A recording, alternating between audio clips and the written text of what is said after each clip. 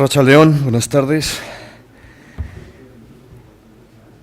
Bueno, vamos a comenzar la sesión de esta tarde. Ya sabemos todos que esta es la hora mala de verdad.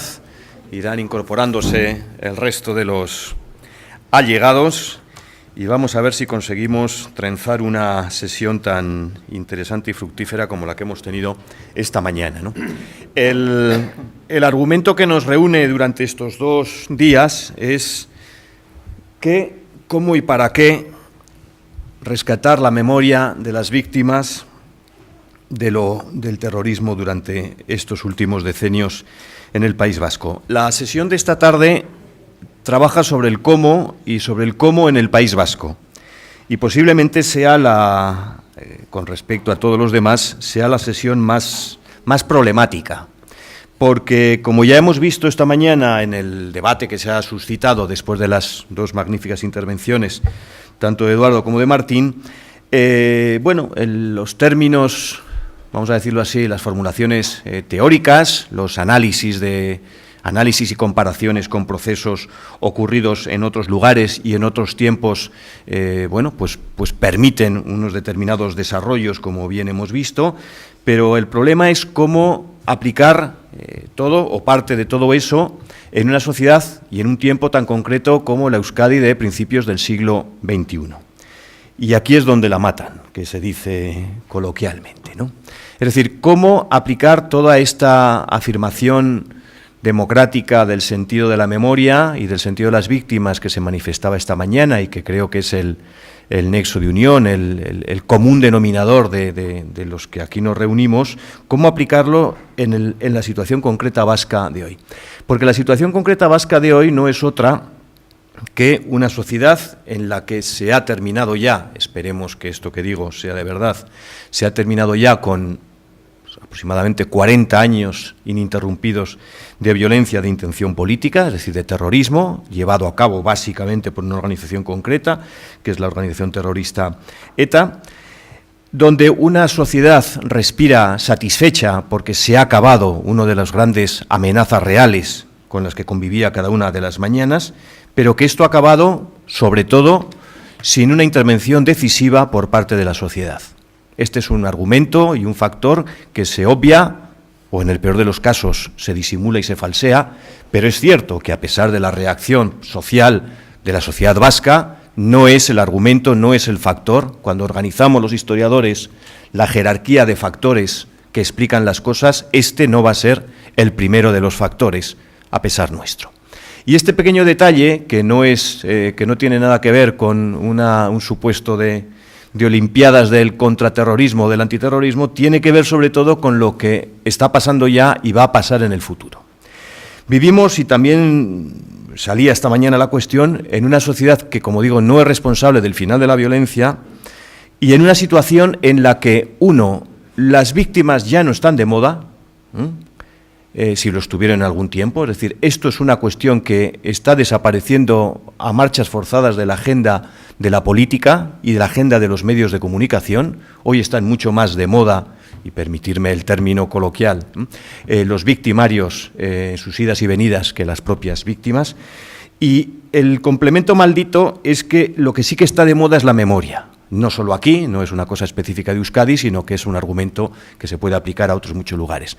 Y sobre todo esta memoria de la que hablaba esta mañana en la pregunta, una memoria que con el argumento de plural acaba siendo la memoria posmoderna de que cada individuo o cada grupo acaba teniendo la suya, con lo cual no sirve absolutamente para nada si queremos que la memoria sirva como nexo de unión y de articulador social, y que no sea, en definitiva, que cada uno tiene la suya, que no sirve, como digo, para casi nada.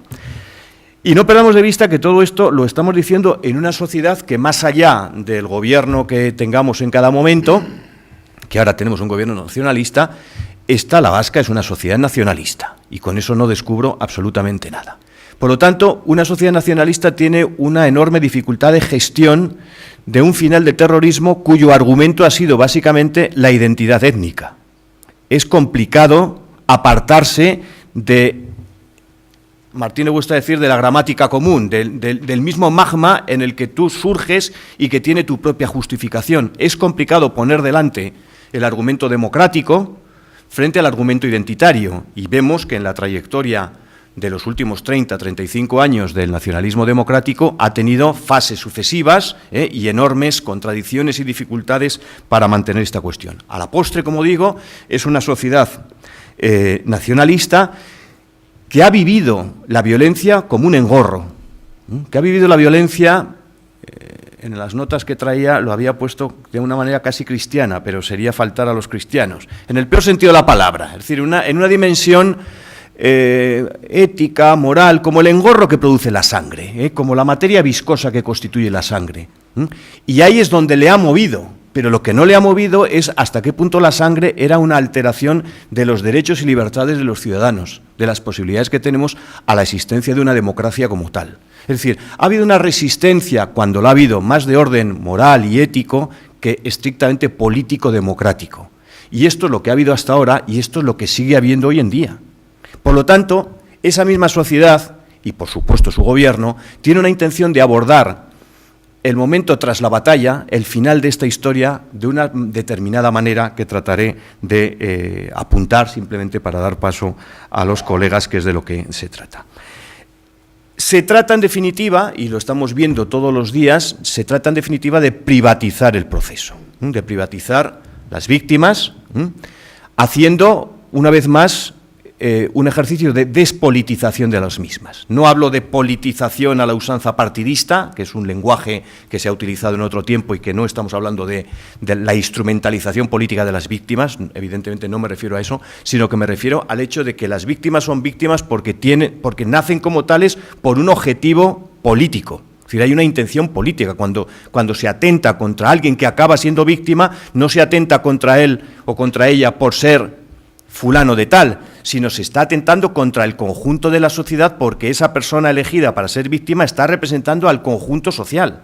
Y por lo tanto no es solo un atentado contra la persona, es un atentado contra la democracia que se trataba y se trata de articular en un país como el nuestro. Por lo tanto, esta intención de privatizar la situación de las víctimas nos lleva directamente a situaciones perversas. Por un lado, a una situación que es casi fatal, es decir, donde las víctimas han sido consecuencia no de una intención y un objeto político de partida que lo explica todo, sino han sido consecuencia de una mala ubicación en un escenario, de una mala suerte, por decirlo de alguna manera. Y nos lleva todo aquello a lo que señalaba esta mañana, a un escenario, en el que, a semejanza de la novela de Unamuno, de Paz en la Guerra, al final la violencia parece que es una fatalidad que se abate contra el conjunto del pueblo vasco, contra el conjunto del País Vasco, sin tener ninguna intención de establecer un ejercicio para determinar por qué esto ha ocurrido. Es decir, quién dio el botón, quién puso en marcha toda esta maquinaria, cuál es la razón para que esto ocurriera. Es decir, conferir, politizar las víctimas y historizar el conocimiento de toda la situación. Esto es algo que evidentemente no se quiere hacer, no se hace de hecho, y se prefiere esa frase de todo el dolor de todas las víctimas, ¿no? Con lo cual se hace una melange, una mezcolanza, una mezcolanza donde se acaba confundiendo absolutamente todo lo que hay sobre el terreno y acaba persistiendo, lo cual es tremendamente peligroso, persistiendo la gasolina original de toda esta historia, que es esa consideración victimista del pueblo vasco. En la medida en que no nos desprendamos de este argumento va a poder ser la gasolina que pueda alimentar en el futuro una cuestión que ya hemos vivido nosotros y que si no cerramos adecuadamente, el problema será, y aquí nos tendrá que explicar cómo lo hacemos, si no lo cerramos adecuadamente, no podemos decir no a que coyunturas críticas o de determinadas circunstancias del futuro realimenten de nuevo la situación. Esta mañana salía el asunto de los carlistas, es decir, doblemente derrotados, pero derrotados de aquella manera que acaban formando parte del sustrato del país, de lo que entendemos por el país, de tal suerte que pueden acabar resurgiendo con argumentos y semánticas diferentes si así lo pide la ocasión o si así surge la ocasión. Toda esta, toda esta no disposición por parte de esta sociedad nacionalista y en este caso concreto de este gobierno nacionalista, aunque se podrían hacer también críticas a gobiernos que no son nacionalistas en este sentido, se complementa con el hecho de que los partidarios civiles de los victimarios, es decir, el brazo civil de ETA, se llame como se llame, tienen, y esta mañana salía perfectamente ilustrada esta circunstancia, tienen perfectamente claro la importancia del relato. Si hay un agente social, público, político que en estos instantes tiene claro que la partida después de la batalla se está jugando en los términos del relato, son la izquierda abertzale, por decirlo en un término muy genérico. Lo tienen claro por una razón biológica, es decir, también ellos han echado por la borda 2 generaciones de personas en cárceles, en exilio, en dificultades, en vidas sin sentido, muchas de las veces, en vidas sin sentido, en la naturaleza sufriente de quien ha hecho sufrir, quien lo pueda tener, ¿no? Es decir, todo eso hay que acabar explicándolo. Nada hay más insatisfactorio que esas imágenes que vemos estos días de gente saliendo después de 20 o 20 y tantos años de la cárcel, sí, levantarán la mano con la V, pondrán una sonrisa forzada, pero en el foro interno de cada uno sabrás que has echado por la borda tu vida por echar por la borda la vida de otros. Y eso hay que, en el siglo XXI, igual que en el siglo XX, tiene que haber una ideología que lo arme. La ideología, eso nos ha explicado la contemporaneidad, es capaz de explicarnos casi cualquier barbaridad, casi cualquier crimen, y por lo tanto habrá que restituirlo. Y ahí es donde aparece la función del relato. Para ellos tiene una función de explicar qué es lo que han hecho, cómo tenían razón desde el primer día hasta el presente, y de ahí sus invocaciones y sus expresiones y sus manifestaciones de que no vamos a renunciar, no se nos haga renunciar. De ahí también lo que dice esta sociedad nacionalista: respetemos su opinión, respetemos la libertad, no les hagamos renunciar, como si la renuncia que les estamos pidiendo fuera a cualquier cosa distinta que a la propia respetabilidad democrática, vamos a decirlo así, al derecho de los demás. Pero bueno, se mueven en ese juego. Tienen muy claro que por ahí va, y nosotros tenemos que tener muy claro, cuando digo nosotros, digo la sociedad democrática, tiene que tener también muy claro cuál es la función y el sentido de la memoria y del relato en estos momentos en el que, por fortuna, no inauguramos las mañanas con una víctima de naturaleza violenta. Y por el contrario, y sin embargo, ¿cuál es la posición, digamos, de esa sociedad democrática vasca y de sus agentes políticos y públicos en estos instantes? Pues esta mañana los intervinientes en la mesa decían que por desgracia tenían que ser pesimistas, y es cierto, hay que ser realistamente pesimista, vamos a decirlo así, salvo que nuestros amigos nos ilustren esta tarde en un sentido que yo espero que sí, y salgamos de la reunión con mucho más entusiasmo en ese sentido. ¿Por qué? Porque esta parte de la sociedad democrática está haciendo determinado tipo de renuncias que, a los efectos que aquí nos traen, son muy importantes.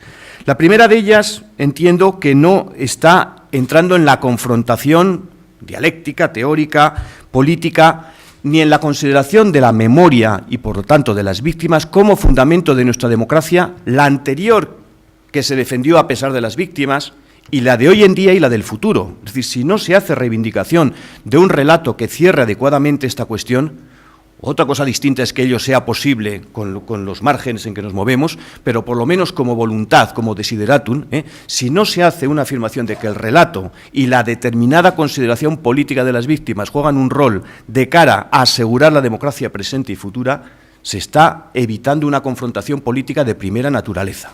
Y esa es una cuestión muy determinante en estos instantes. En segundo lugar, entiendo que no se está considerando la función de la historia y el papel de la historia y, por lo tanto, de sus profesionales, los historiadores, y aquí hablo por conocimiento y por interés casi corporativo, para que se proporcione contexto, se coloquen las cosas y a los sujetos y a las personas, cada una en su sitio, y se den las explicaciones pertinentes. Podemos acabar en lo que en una frase feliz creo que identifica muy bien, en unas víctimas que cuentan historias sin historia.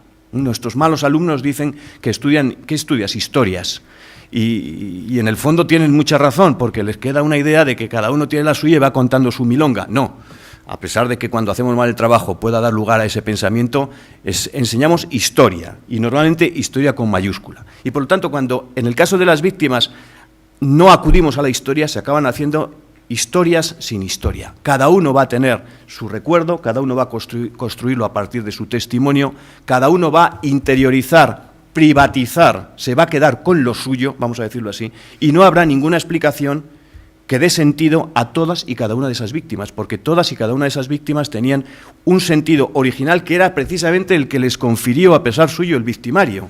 Y esa intención era clara y únicamente de orden político, y con un discurso político a todas luces totalitario, por sus intenciones y por sus manifestaciones. Por lo tanto, recuperar para la dimensión pública, para la dimensión política a las víctimas, no es un desideratum vacío, sino que se coloca de nuevo en el centro del interés por parte de una sociedad democrática. Y esto, por desgracia, no está en la agenda de la discusión política, mucho menos en la agenda de los medios de comunicación, y son debates que, por desgracia, todavía están a contracorriente de la sociedad, que todavía no están en absoluto de moda. Y un buen ejemplo, y supongo que Jesús nos ilustrará al respecto de esta cuestión, es el, ya no sé si se llama Instituto o Memorial de las Víctimas, donde hay una enorme inconcreción al respecto, pero en lo que a nosotros nos afecta hay una tremenda inconcreción y ausencia al respecto de qué papel juega la historia en todo eso. Es decir, porque sería muy interesante, terminaré con esta cuestión, sería muy interesante determinar una diferencia entre dos cosas que se llaman parecido pero que son distintas. Una cosa es la historia, que es capaz, a partir también de la memoria, los testimonios y otro material, de generar un relato y una explicación a las cosas, y otra cosa muy distinta son las políticas de memoria. Una cosa es eso que llamamos memoria y otra son políticas de memoria, que son dos cosas muy diferentes. La primera se construye desde la historia, y lo otro son actuaciones públicas o privadas que tratan de ubicar adecuadamente lo que ha ocurrido en forma de reconocimiento testimonial, en forma de conmemoraciones, en formas de reconocimientos del sufrimiento, etcétera, etcétera. Eso son políticas públicas de memoria.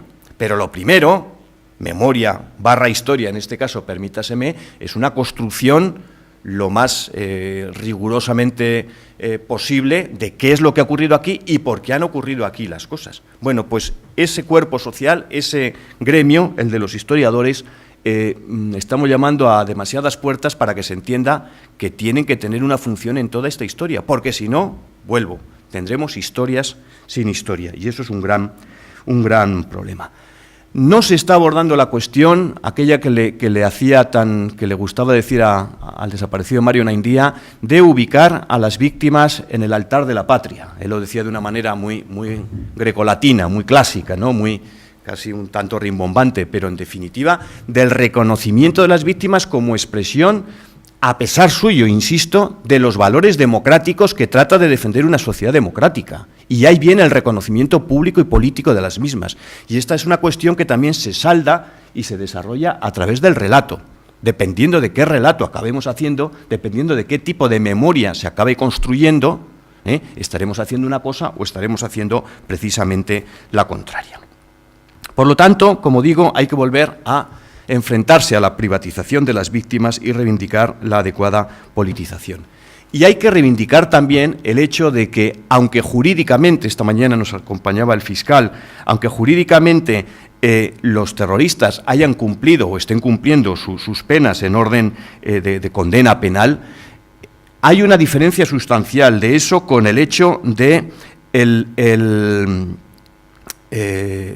con el hecho de que su presente y su futuro está lastrado por su pasado. Es decir, el debate que se ha planteado en las últimas semanas del reproche social y político de los victimarios es una cuestión que se está planteando de nuevo con una enorme dificultad. Una cosa es el cumplimiento de las penas y otra cosa muy distinta es que si alguien entra y después de 20 y tantos años vuelve diciendo que está en el mismo día que cuando entró, no tenemos un ciudadano, tenemos un peligro que evidentemente no se podrá resolver con un policía detrás, porque por fortuna tenemos un sistema de derechos y libertades, pero sí que tendremos que tener una determinada consideración personal y grupal al respecto de este tipo de personas. Y esto es una cuestión que, insisto, tampoco se está abordando. De tal suerte que el cómo desarrollar una memoria en condiciones nos remite, y termino con esto finalmente, a dos cuestiones tremendamente espinosas para las que nos encontramos con una sociedad que no está demasiado por la labor, y ahí reaparece de nuevo la función civil, social, pública que tienen los científicos sociales y los que trabajamos en esa otra cosa que es bastante distinta pero pareja, que son las humanidades, que es pelearnos contra la corriente de la opinión pública, enfrentar la corriente de la opinión pública. Y yo creo que estamos en una situación adecuada para tal. Sobre todo por dos cuestiones importantes. Una, porque una de nuestras funciones es establecer una jerarquía en las violencias que han ocurrido en este país.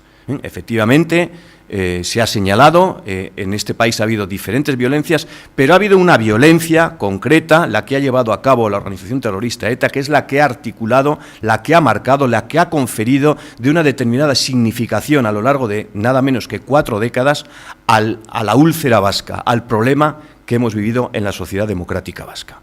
Y por lo tanto no se pueden establecer eso de todas las víctimas de todas las violencias, no se puede establecer una equiparación porque lo que estaríamos es manipulando la realidad histórica pasada, la realidad pasada, quitémoslo de historia, estaríamos manipulando la realidad pasada y estaríamos construyendo sobre la nada el futuro, o estaríamos construyendo un pésimo futuro. Y en segundo lugar, como decía, creo que tenemos que distinguir radicalmente la historia de las políticas públicas de memoria, que son dos cosas harto diferentes.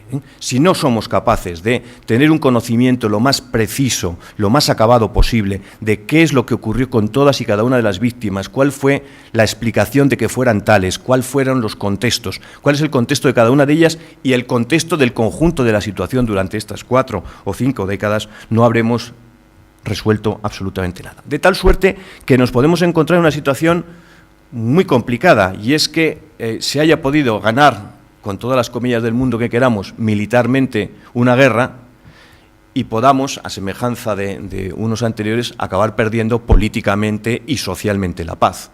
Y nos podemos encontrar en esta situación que no es la primera vez que vive este país, aunque posiblemente con sujetos intercambiados.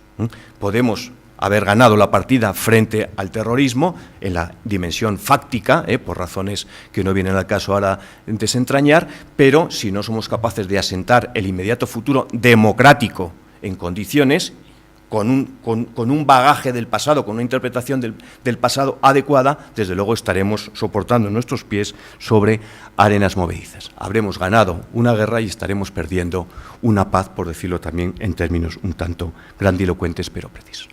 Para hablarnos de todas estas cuestiones, precisamente, y de ahí venía la más que entradilla, casi es una entradota, ¿no?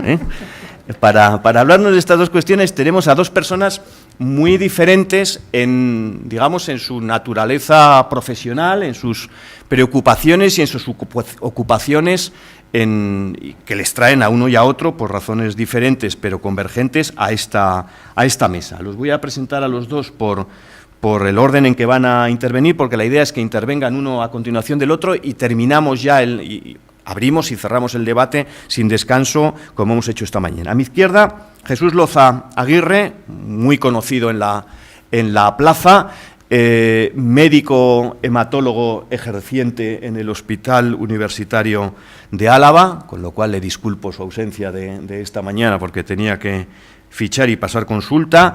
Ha tenido cargos públicos importantes, tanto en el terreno de lo sanitario, ha sido director del Hospital de Txagorritxu, como de la gestión pública, de lo político, diputado foral de Bienestar Social y viceconsejero de Asuntos Sociales del Gobierno vasco, además de portavoz durante años del Partido Socialista de Euskadi en el Ayuntamiento de Vitoria-Gasteiz, parlamentario durante 3 legislaturas seguidas, sí, y dentro de la especialidad que acaban teniendo algunos parlamentarios, no todos, en el caso de Jesús sí que lo ha conseguido, fue miembro de la Ponencia de Víctimas del Terrorismo y de Abusos Policiales, fue ponente de la Ley de Víctimas y en el último periodo del gobierno del lehendakari Patxi López fue comisionado para la convivencia a partir de 2012, si no me equivoco. 2011. 20 de marzo de 2012. De 2012, mira, se acuerda de la fecha. Es patrono de la Fundación Fernando Buesa desde los inicios y vicepresidente en los últimos 10 años, si no me equivoco. Por lo tanto, estamos hablando de una dimensión y de una perspectiva en el territorio de lo posible, que es la política. Y en el terreno de lo menos posible, que es la reflexión, pero que es bueno que ahí esté, mi colega y amigo José Antonio Pérez, doctor en Historia Contemporánea por la Universidad del País Vasco, profesor de las aulas de la experiencia de esta misma universidad, especialista en el estudio del franquismo y en concreto el franquismo en Vizcaya con su magnífica tesis publicada como Los años del acero, pero a partir de ahí ha desarrollado sus objetos de atención muy vinculados a procesos de represión durante la guerra civil y durante el franquismo, es decir, de victimización durante la guerra civil y el franquismo, y en los últimos años también en los procesos más contemporáneos, más cercanos a nosotros, de la victimización, tanto víctimas del terrorismo como víctimas de eso que se ha llamado otras violencias. De hecho, ha participado como miembro en la Comisión de Expertos para la elaboración del proyecto sobre el Instituto de la Memoria, al que me refería anteriormente, y actualmente participa también en la comisión creada para la revisión y reconocimiento de las víctimas producidas por abusos policiales desde 1960 a 1978. Creo que uno y otro, como digo, desde perspectivas bastante diferentes, pueden contribuir en la medida de lo posible, tampoco os voy a pedir mucho más, a darnos luz a esta cuestión del cómo hacerlo, que como siempre suele ser lo más complicado. Adelante, Jesús. Gracias. Para mí agradecer a la Fundación Fernando Buesa me parece un poquito redundante, pero sí al Instituto Valentín de Foronda por habernos embarcado en este seminario que no es casualidad. Y hablabas del reto y del relato y de la necesidad de aunar esfuerzos desde las políticas públicas y de los historiadores. Bueno, están los historiadores, a mí me toca decir de las políticas públicas y también la Fundación, y tú estás en medio, que compartes las dos cosas. Y creo que en el futuro va a ser muy importante el trabajo conjunto, porque nos encontramos ante un reto, tú lo has comentado, el reto del relato. Y para nuestra fundación es algo que vimos no ahora, sino hace 5 o 6 años, cuando ya veíamos que el declinar de ETA lo que iba a producir previsiblemente era que nos jugáramos la convivencia, nos jugáramos el futuro en el relato, no tanto en el qué ha pasado, que también, sino sobre todo en el porqué y en la forma de autojustificar lo injustificable por parte de los que han estado siempre en los años de los asesinos. Por eso la memoria en el País Vasco, yo la resumiría ahí: memoria de las víctimas y deslegitimación de los victimarios. Son dos caras de la misma moneda para construir la convivencia. Eso es lo fundamental. Y decías, yo creo que hemos ganado el pasado y nos estamos jugando el futuro, pero yo no sería pesimista. Yo siempre, como me gusta ser optimista, o por lo menos decir que no está escrito. Yo le oí a Jackie Gabilondo con la crisis económica, que no está escrito lo que vaya a pasar, que dependerá de lo que hagamos.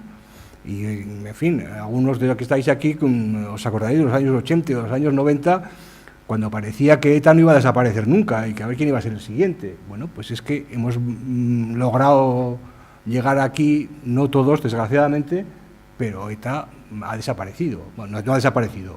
Ha cesado en la actividad armada, queda su desaparición, pero previsiblemente no vamos a volver a conocer, al menos a corto plazo, depende de lo que hagamos después, lo veremos o no, pero no vamos a conocerlo años 80, años 90 o años 2000. Decía, nos estamos jugando el futuro. Y lo decías, yo lo diré, los pondré también. Hay una serie de responsabilidades muy importantes a todos los niveles, público y privado, de cara a que ese jugarnos el futuro no caiga de una determinada manera. Yo veo y escucho mucho pesimismo, pero depende de nosotros, depende de nosotros. O sea, hace 10 años el que se hubiera hecho la ley de víctimas del terrorismo del País Vasco, la ley 4/2008, por unanimidad era imposible, era impensable. Y con Ibarretxe el lehendakari. Bueno, y se hizo. Es decir, reitero, es que me parece muy importante. El futuro no está escrito. Arremanguémonos y tratemos de buscar sinergias como estas de cara al futuro. La primera pregunta es, yo no tanto como leo, entrar en el por qué es importante la memoria. Y por qué, porque es la única manera que tenemos de reparar a los desaparecidos, a los asesinados. A las víctimas primarias, en palabras de Joseba Arregui, nada más podemos hacer por ellos, mantener la memoria. Y manteniendo la memoria, lo que haremos también es una denuncia de los asesinos, de su proyecto político y de sus apoyos. Junto a ello, la promoción de los valores democráticos como la antítesis de lo que ellos defendían. El homenaje, que pongo entre comillas a las víctimas, porque a mí me gusta más la palabra reconocimiento que homenaje, Porque a mí homenajear a Melitón Manzanas me produce un poquito de uyuyuy, o Argala, que son víctimas del terrorismo, pero en fin, me entendéis. El reconocimiento a los resistentes, cosa que también pasa absolutamente desapercibido. Aquí ha habido muchísima gente durante muchísimos años resistiendo. Y como decía Joseba Eguíbar, el que resiste gana. Pues sí, los que resisten hemos ganado. Es importante para fortalecer el Estado de Derecho, que fueron contra quien lucharon los terroristas. Y también, y es algo un poquito más civilino, pero es una exigencia de responsabilidades a quien no alcance la legislación vigente. A los muchos votantes de Herri Batasuna, evidentemente es imposible que le pueda alcanzar ese 10%, 12%, 15%. Pero la existencia de una memoria sí que pondrá delante del espejo cuál fue su actitud en todo este tiempo. ¿Y para qué? Pues está claro. Para deslegitimar el terrorismo, la deslegitimación ética, deslegitimar su proyecto político totalitario y excluyente como deslegitimación política y deslegitimar a sus apoyos como deslegitimación social. Los tres conceptos están escritos negro sobre blanco en la Ley de Víctimas del Terrorismo, la Ley 4/2008, en múltiples lugares. Y deslegitimarlo como garantía de no repetición. Le decía Antonio, es decir, si no lo deslegitimamos, ya lo veremos después, corremos el riesgo de repetir el horror al que hemos vivido. Y por último, servir de base a la convivencia, como decía, en paz y en libertad. ¿Y qué tenemos que recordar? Pues lo decía también Antonio, el terrorismo de ETA como hilo conductor de todo lo demás, y el terrorismo de ETA y sus víctimas. Tenemos también que recordar los contraterrorismos con también sus víctimas que, por cierto, tanto las del GAL, Batallón Vasco Español, AAA, etcétera, etcétera, están incluidas tanto en la Ley del 99 de Cortes Generales como en la Ley de 2008 y la Ley de 2011, una de Cortes y otra del Parlamento Vasco. Tenemos que recordar la actitud de todos y cada uno ante lo que pasó. Desde el punto de vista social, no hay nada a lo que ha dicho Antonio, desde el punto de vista político, porque no fueron lo mismo lo que hicieron unos y lo que hicieron otros, y desde el punto de vista también institucional. Y claro, evidentemente, el problema que surge, la actitud de cada uno es qué hizo el mundo de Batasuna en todo este tiempo. Pues eso, evidentemente, escuece y a nadie le gusta que le recuerden lo que hizo, pero es que si no lo recuerdan, si no son capaces de hacer autocrítica, pues mal lo tenemos. Y también recordar las causas de la derrota de ETA. Y como ven, he dejado bastante espacio, porque también hay que recordar los abusos ilegítimos en la utilización de la violencia legítima en la lucha antiterrorista.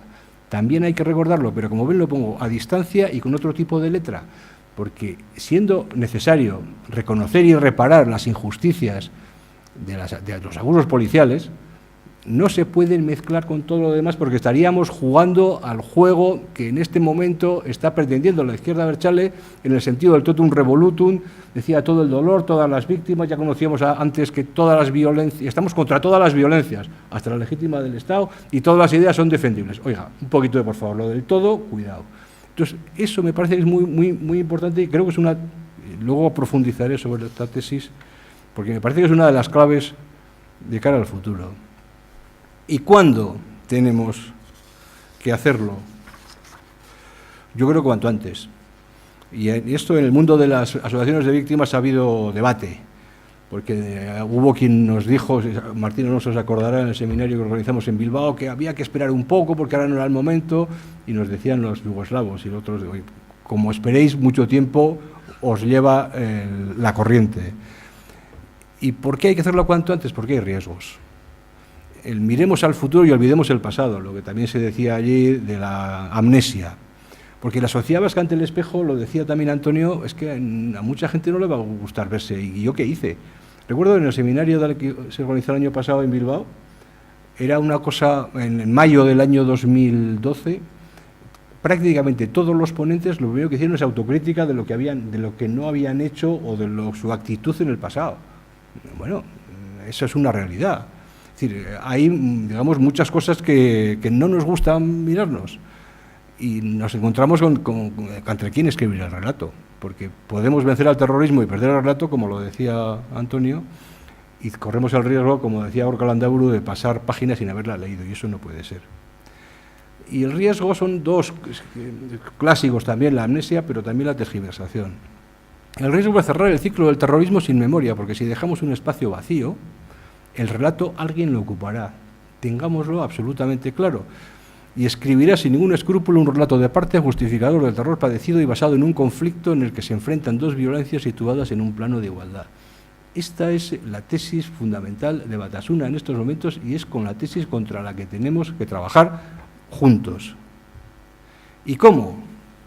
Yo creo que es muy importante que recordemos que tenemos que mantener el consenso de lo ya avanzado, que es que no partimos de cero. Es que en absoluto partimos de cero, es que hemos trabajado durante 10 años de manera prepolítica a la hora de la construcción de la memoria y de los instrumentos de memoria y de las leyes que la garantizan. Todos, evidentemente los que no estaban en el Parlamento o cuando estaban con el Partido Comunista de las Tierras Vascas ni aparecían, como creo que te recuerdas. Y seguir haciéndolo con rigor y con prudencia, como lo hemos hecho, siempre a veces parando un poquito, buscando consensos, hablando mucho, haciendo muchísima cocina y muchísima precocina, hacerlo sin prisa pero sin pausa y sin hacer concesiones para lograr la unanimidad. Creo que se entiende perfectamente, no tengo que explicarlo más. Es decir, la unanimidad estará muy bien, habrá que conseguirlo, pero ni una concesión. Si hay que mover la pista de aterrizaje para que aterricen porque vienen en dirección contraria, que muevan ellos el avión y no nosotros la pista. Es decir, dos cuestiones fundamentales, mantener el consenso, o sea, tener claro que hemos trabajado mucho y hay muchas cosas hechas y sin concesiones para lograr la unanimidad. Hablaba de temporalidad, luego volveré, y no jerarquía, y que sea una memoria incluyente en el sufrimiento, pero sin mezclarlos, para no caer en la justificación de la teoría de las dos violencias. Y eso es algo que nos tiene que llevar a reflexionar y repensar algunas de las decisiones que hemos tomado en el pasado. Volveré sobre ello. Claves del avance, yo creo que el consenso prepartidario, tenemos que recuperarlo, la centralidad de las víctimas y de su significado político, también establecido en el artículo 8 de la Ley de Víctimas. Su significado político no es de lo que pensaran cuando fueron asesinados, sino del proyecto político que tenía el que los asesinó precisamente, la imposición de un proyecto político totalitario y excluyente. Y clave del avance, la confianza en el Estado de Derecho. El consenso ya avanzado, es que venimos ya con la Ley de Víctimas del Terrorismo del 99, se aprobó en el Parlamento español por unanimidad. La proposición no de ley de junio de 2003 en el Parlamento Vasco y la ponencia de víctimas también fueron por unanimidad. Miento, se salieron los... Entonces no sé si eran socialistas Berchaleac o cómo se llamaban entonces. No, ya han tenido tantos nombres. El pleno monográfico de víctimas del terrorismo de octubre de 2007 hubo una enorme unanimidad en la Ley de Víctimas. La Ley 29 de 2011 de Cortes Generales, la última de reconocimiento y reparación a las víctimas del terrorismo. Incluso en la proposición no de ley de reconocimiento y reparación de las víctimas de abusos policiales de 2011, de marzo de 2011, hubo un acuerdo prácticamente total. Prácticamente total.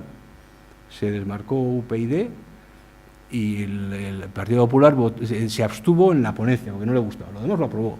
Es decir, hemos construido incluso en este campo consensos prepartidarios desde hace 10 o 12 años. Y esos consensos han dado lugar a una serie de instrumentos, que fueron los homenajes de 2007, que tuvo mucho Irigaray, no voy a entrar, 2008 un poquito mejor, y 2009 en la que por fin estuvimos todos. También como una idea de que a la hora de avanzar hay que avanzarlo poquito a poco y, en fin, y respetar siempre a todas las personas. Los tiempos de memoria, lo comentaba Antonio, la existencia de ETA básicamente y los tiempos en la existencia de ETA, en el tardofranquismo y la represión, en la transición y el contraterrorismo y en la democracia consolidada los delitos por abusos policiales. Por cierto, qué importancia la de haber podido lograr que las víctimas de abusos policiales sean de abusos policiales y no de motivación política, como fue el sonsonete que con el gobierno de la legislatura 2005-2009 nos quisieron imponer. Y no ha sido fácil, y es muy importante el lenguaje, es fundamental el lenguaje. Bueno, yo creo que esa batalla la hemos ganado, porque si os imagináis que las víctimas de abusos policiales fueran de motivación política, eso quiere decir, en su contrario, que las víctimas de ETA no son de motivación política. Y, en fin, creo que no tengo que seguir más. Dos palabras sobre la memoria del franquismo, porque también sale a colación en todas estas cuestiones. Yo creo que es muy importante.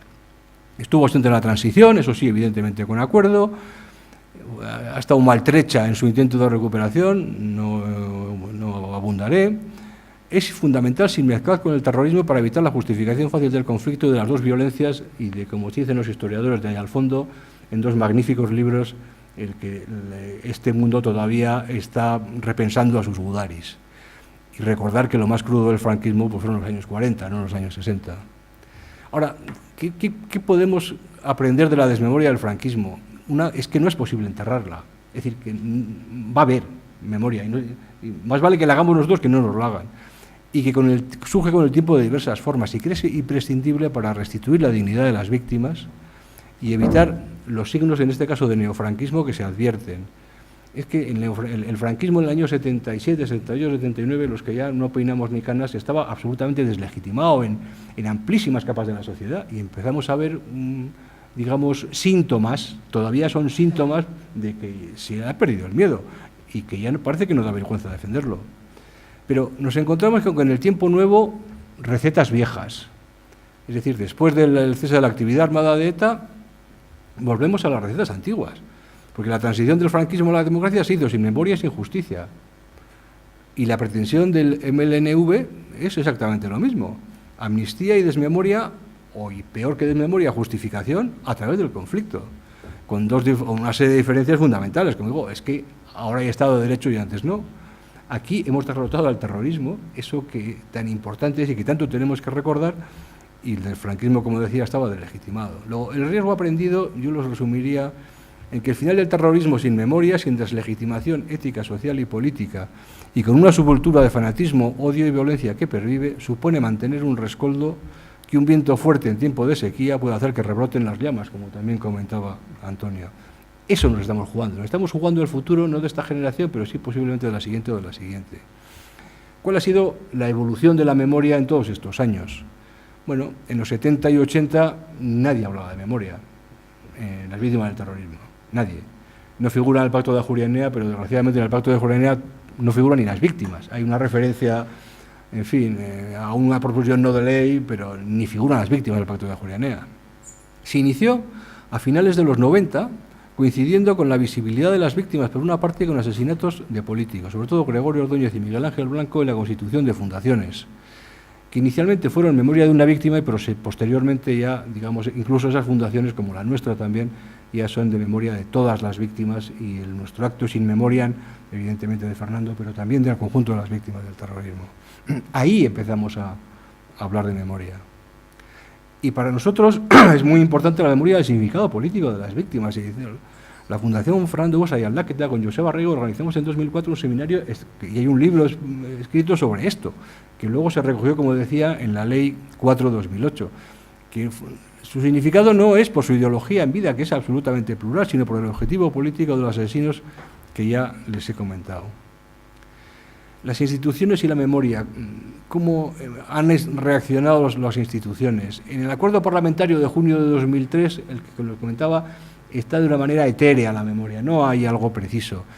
Los primeros acuerdos de la ponencia de víctimas del 2005 tampoco figuran en el texto aprobado, aunque sí figuran en las propuestas de algunos de los grupos de la oposición, pero en fin, todos estábamos básicamente de acuerdo en que había que ver por ahí.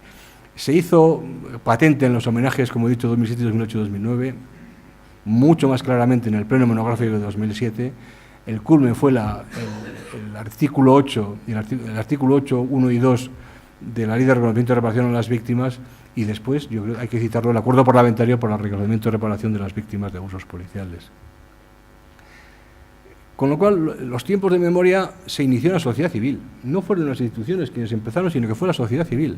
Se trasladó posteriormente a las instituciones. Y algo que es muy importante a mi juicio, empezamos con la memoria de las víctimas de ETA, pasamos al conjunto de las víctimas del terrorismo y de ellas a las víctimas de abusos policiales. Y no es baladí que tuviéramos algún rifirrafe en el pleno monográfico del 2007 precisamente con estas cosas, porque algunos pensábamos que primero tenía que estar aprobada la Ley de Reconocimiento y Reparación y luego ya podríamos entrar en otras cuestiones, pero con ese orden, no por jerarquía del sufrimiento, sino pero sí por jerarquía en cuanto a importancia de las cuestiones. ¿Y las bases de los avances en estos 10 años cuáles han sido? Pues la centralidad de las víctimas, el consenso entre demócratas, la ordenación temporal que comentaba, y avanzamos de esta forma hasta finales de 2011, y después se debilita, y es un contrasentido, es decir, que contra ETA, parecía que cuando éramos jóvenes decíamos que contra Franco estábamos mejor, ahora parece que contra ETA estamos mejor, es una especie de locura. El último estertor del consenso fue las bases éticas aprobadas en junio, julio del año 2012, que le costó el puesto a 3 parlamentarios, y a partir de ahí el desierto. Y la situación actual es de bloqueo. Yo no hablo ya a nivel de bloqueo, si quieren luego comentamos el final, pero tenemos el memorial de víctimas bloqueado, los lugares de memoria bloqueados, el Día de la Memoria bloqueado, el Instituto de la Memoria pendiente. Voy por partes. El memorial de víctimas fue una propuesta de esta fundación a los grupos parlamentarios del Congreso de los Diputados cuando nos llamaron para hablar de la futura ley de 29/2011 y propusimos el memorial, se aceptó y está. Es un memorial de víctimas del terrorismo que nos parece el elemento clave y el elemento esencial que hay que poner. Responsabilidad del Gobierno central y tiene que estar en el País Vasco.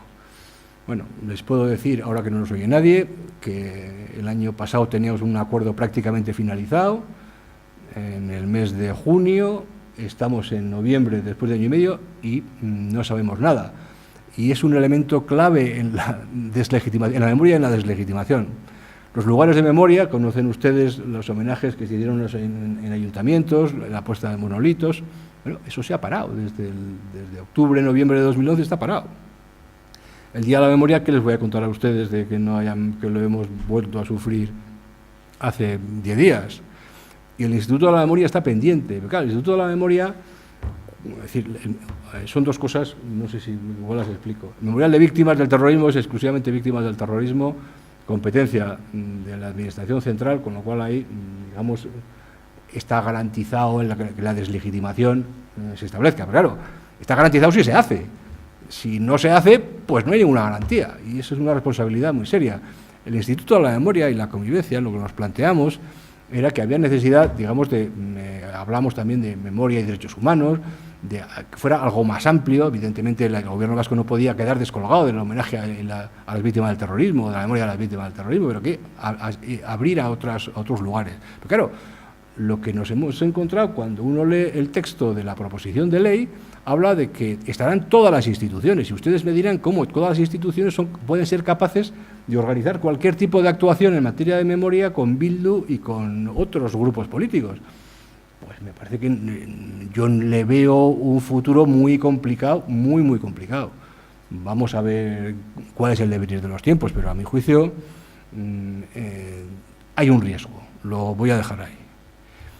Y las causas del bloqueo es tremendo, pero la causa es el cese del terrorismo de ETA y la presencia de Bildu en las instituciones y fundamentalmente en el Parlamento. A partir de entonces ya no hay acuerdos. Y su negativa al consenso básico ha llevado a resquebrajar consensos ya logrados. Es decir, que han logrado, y es que es terrible reconocerlo, que negándose a aceptar el suelo ético, el ABC de la democracia, lo que han conseguido, yo creo que todavía no se lo deben de creer, es que el resto de partidos hayan vuelto del debate prepartidario al debate puramente partidario. Es decir, lo que antes se buscaba el consenso, ahora es fuente de disenso. ¿Y qué más puede querer el mundo de la izquierda, Abertzale, que el resto de partidos estén en el disenso y no como antes en el consenso? Y lo han conseguido únicamente con su presencia. Evidentemente, Antonio ya nos comentaba cómo la sociedad vasca, cómo es el nacionalismo, bueno, pero alguna vez hemos comentado, ¿verdad?, que alguien tendrá que elegir entre Telesforo Monzón y Juan de Ajuria Guerra. Igual no eligen nunca, pero no estaría mal que alguna vez den algún paso. Como les decía, hemos pasado de considerar como prepartidaria a estar en el debate político.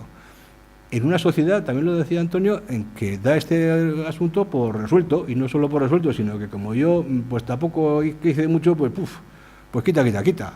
El papel de las víctimas del terrorismo yo creo que es mejorable, lo voy a decir de manera muy suave, porque es que lo que hemos oído últimamente, alguna portavoz en el que tenía que suprimirse el Tribunal Supremo, es que eso hace un flaco favor a las víctimas, vamos, y todavía sigue habiendo, no, yo nunca he hecho, me han oído muchas veces, no hay que responsabilizar a las víctimas, sino a la gente que por detrás está azuzando y metiendo el dedo en la llaga del dolor, porque es que para que salten, porque es que no hay cosa más, atroz a mi juicio, que a una víctima del terrorismo hurgarle todos los días en la herida, fíjate cómo somos, fíjate lo que están haciendo, fíjate, claro.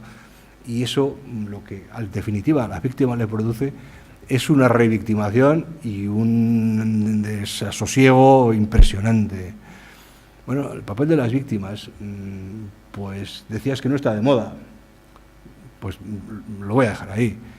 ¿Y cuál es el papel de la sociedad civil, de la que como fundación formamos parte? Pues nos hemos encontrado que después del 2011, Gesto por la Paz ha desaparecido, Baqueas está en trance, nosotros estamos aguantando como podemos, pero Vive Cristo, con perdón de la expresión, resistiendo, y lo que debiera ser algo extraordinariamente importante para los poderes públicos, pues no es una cosa que, en fin, hablamos de la sanidad, de la educación, de los servicios sociales. Oiga, ¿y la convivencia? Oiga, ¿y la memoria? Oiga, ¿y el memorial dónde está? Oiga, un poquito de por favor, ¿no? Estas cuestiones. A mi juicio, yo creo que es muy importante hacer un llamamiento a los responsables políticos, entre los que me encuentro, y me lo hago a mí mismo en primer lugar, a la hora de poder, digamos, establecer un giro en lo que estamos viviendo. Por otra parte, lo que los partidos políticos entienden, y es verdad, es que esto tiene muy pocos réditos electorales. Electoralmente esto pues da poco y en cambio tiene riesgos. El moverse, el hacer cosas, tener iniciativas, electoralmente, digamos, lo que gano es muy poco y tengo riesgos todos, por todos los sitios. Bueno, eso también existía en los años 2003, 2004, 2007, 2008. Y todos asumíamos, digamos, nuestra parte o nuestra cuota parte de responsabilidad en lo que había que hacer y en los riesgos electorales que también había entonces. Los disensos. ¿Dónde entramos en los disensos? El disenso fundamental es en lo que se ha denominado el suelo ético, que se puede de alguna manera resumir en la negativa que hace el mundo de Batasuna de hacer autocrítica de su pasado. O sea, punto, y trata de diluir su responsabilidad con todas las víctimas, todos los sufrimientos, todo. Pero hay un disenso en la ponencia de paz y convivencia. Es que la negativa de Batasuna, no sé si ya Sortu, Bildu, a la hora de aceptar, lo que ha llevado es a que todos los demás grupos políticos pues estén ahí, que si estoy, que no voy, que se dejó de ir. Oiga, pero si es que ya si hay un suelo ético, avancemos, si quieren, pues que vengan, y si no quieren, pues ellos verán. Digo yo. Hay un riesgo en el plan de paz y convivencia. Y tanto el Instituto como la Fundación hicimos nuestras aportaciones básicamente en la misma línea. Parece que dicen que va a haber cambios, ya veremos. Hoy no sé si presentaban los cambios y el martes se aprueban. Bueno, ya lo veremos, pero en fin, a mí me parece muy complicado si el objetivo es que todo el mundo esté de acuerdo. Para que todo el mundo esté de acuerdo, pues la cuadratura del círculo yo todavía no lo sé. Medicina 2 y 2 son de entre 3 y 5, pero ya entre 3 y 5 sí, pero entre 0 y 27 es más complicado. Entonces, pero en fin, vamos a ver. Hay disensos en las víctimas de abusos policiales. Antes no lo sabía. Han vuelto a resurgir disensos. En el Día de la Memoria, ¿qué les voy a contar? Me referiré después exclusivamente a esto. En los lugares de memoria igual. Y hay un riesgo en el Instituto de la Memoria y la Convivencia. O sea, hay riesgo por lo que les decía. Es que si está todo el mundo y todos somos buenos, claro, si todos no somos, perdón por la expresión, buenos, si todos no deslegitimamos el terrorismo, va a ser muy difícil avanzar. ¿O qué pasa? ¿Vamos a avanzar unos contra otros? No sé. ¿Qué hacer ante esta situación? Aparte de resistir y de trabajar y reiterar que el futuro no está escrito. Habría que recuperar el enfoque prepartidario y buscar consensos, y no a cualquier precio. Yo sé que se dice muy fácil y luego es más complicado, pero déjenme decirles que como, en fin, alguno ha tenido fama de pastelero, juntamente con Fernando en los años 90, yo era el pastelero, pues si hay voluntad y se trabaja y se curra, al final se logra. Si evidentemente el objetivo no es ese, sino buscar también el disenso, pues es más difícil. Y recuperar el enfoque partidario en la deslegitimación ética, social y política del terrorismo, que no es otra cosa que cumplir la ley. Es que es terrible. Oiga, si lo único que hacer es cumplir la ley, la A4/2008. No hay que inventar nada nuevo, es que se ha inventado. Que se cumpla. Habría que pactar el plan de convivencia. A mí me parece que sería un elemento extraordinario de futuro. Luego entraré, y ya iré terminando entre quiénes, pero creo que habría que pactarlo. Cerrar el acuerdo sobre el memorial. Oiga, es que en la parte expositiva, el Parlamento Vasco tiene, si se acuerdan ustedes de la exposición sobre víctimas del terrorismo, está durmiendo el sueño de los justos en un almacén. Es que existe ya material. Es decir, incluso lugares con un costo mínimo para el gobierno a la hora de poder establecer el embrión, pues tan importante como es el relato, tan importante como es la memoria, tan importante como es el memorial, pues estamos esperando a que, en este caso el Gobierno Central, pero que me da igual, ¿eh? No quiero hacer aquí crítica partidaria en absoluto, sino un llamamiento a la reflexión y a la acción.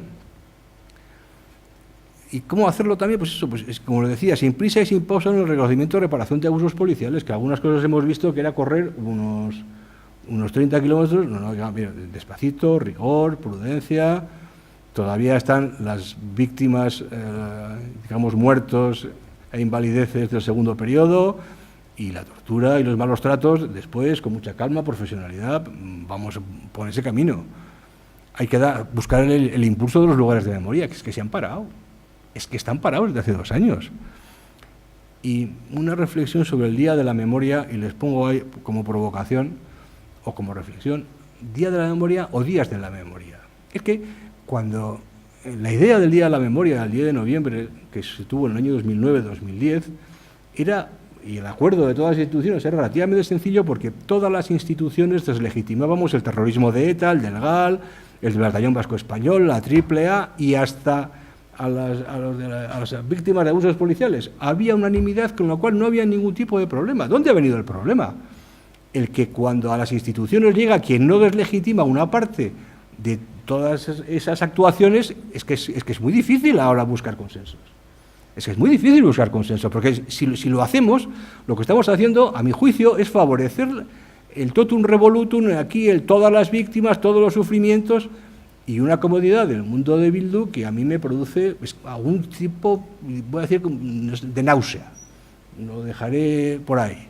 Entonces, oiga, si eso es así, ¿qué problema hay en que recuperemos un día de memoria de las víctimas del terrorismo y que hagamos otro día de memoria de las víctimas de abusos policiales? Y hagamos con homenaje.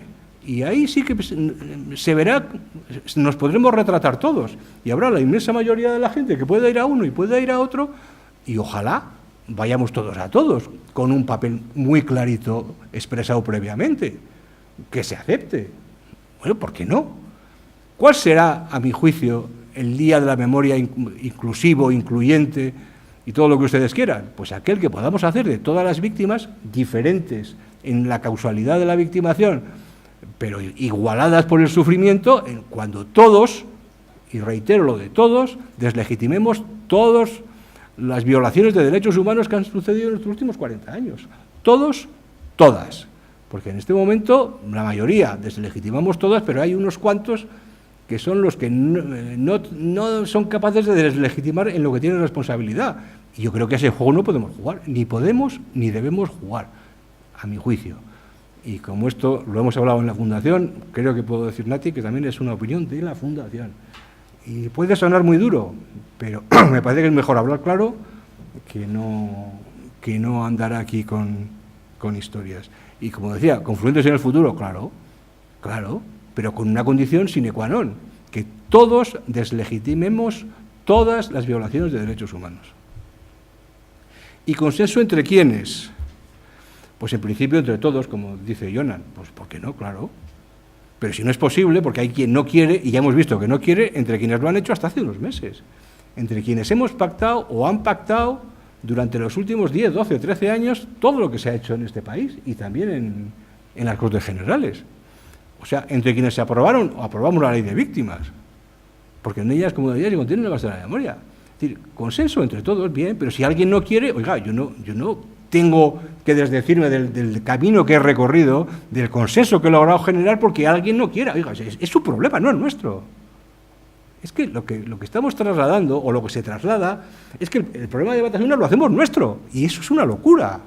O sea, tienen un problema, ya sabemos que tienen un problema, y más, y de señores internos, oiga, pero que ese es su problema. Es decir, que quieren ustedes, encantados.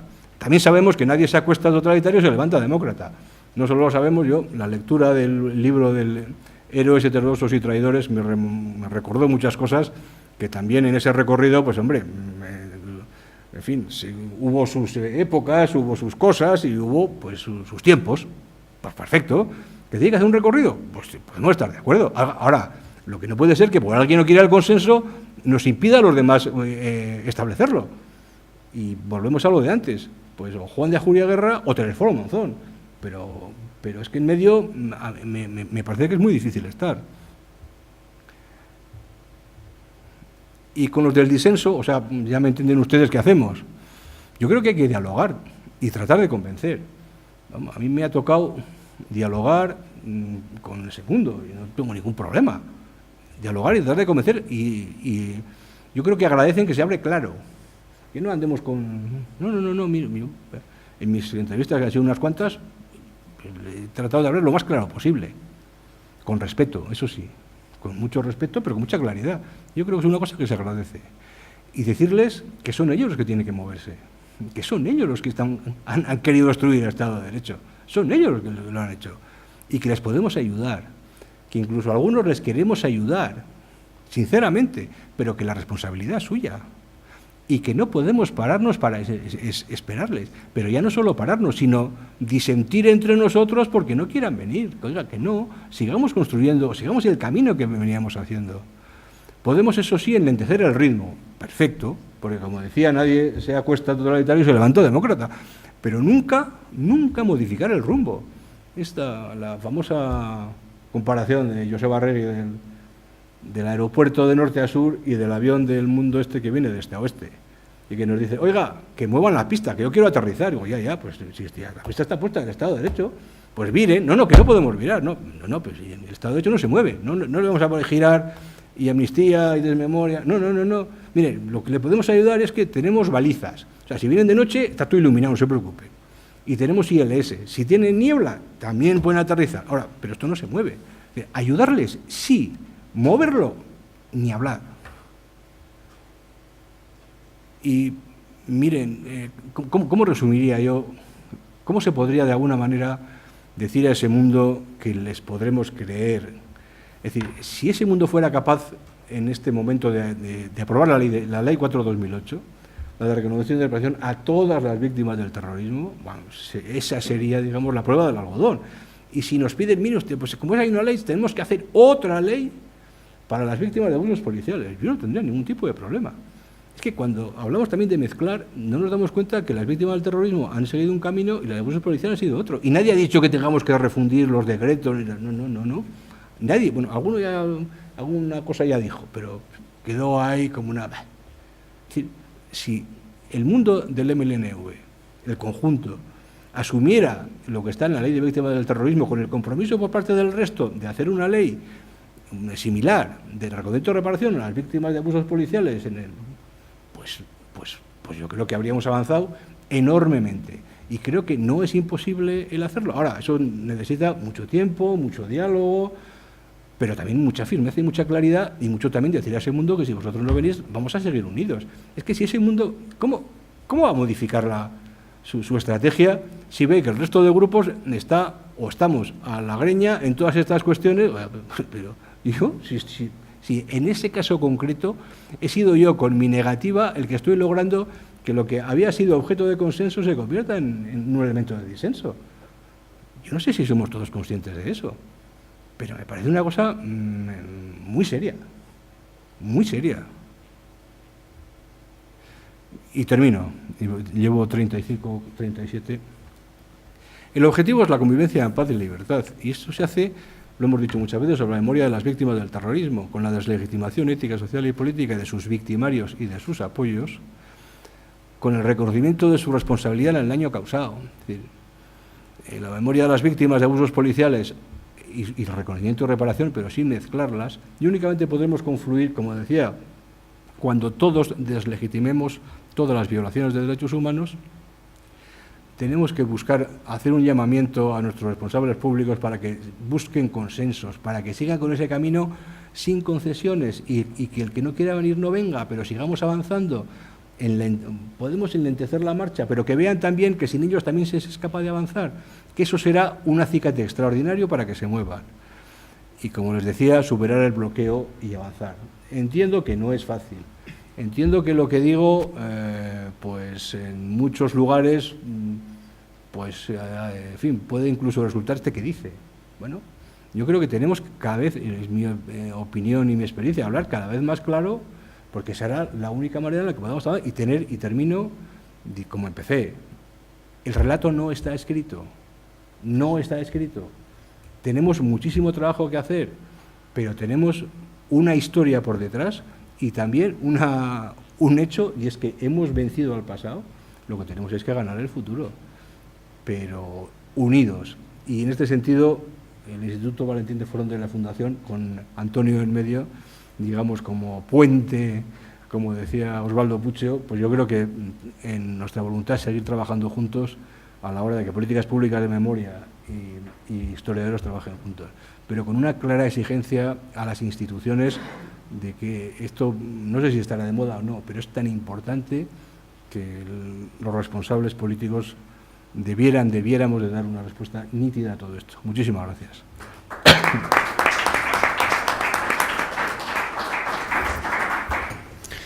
Muy bien, y por ajustarte adecuadamente al tiempo que nos estamos dando, y nada, le paso la palabra a José Antonio Pérez, al que une a los dos personas, a Martín y a Eduardo, que han ocupado la mesa esta mañana, la circunstancia de que él, junto con José María Ortiz de Orruño, con nuestro director del instituto, son ellos dos los editores de un último libro colectivo que recoge algunas de las reflexiones que aquí nos han traído, que es el libro Construyendo Memorias, publicado todavía hace unos pocos meses por los libros de La Catarata, donde, como digo, pues están también Eduardo González Calleja y Martín Alonso, junto con otros estudiosos de primera talla, pues ahora mismo recuerdo Santos Juliá, Juan Pablo Fusi y otros más.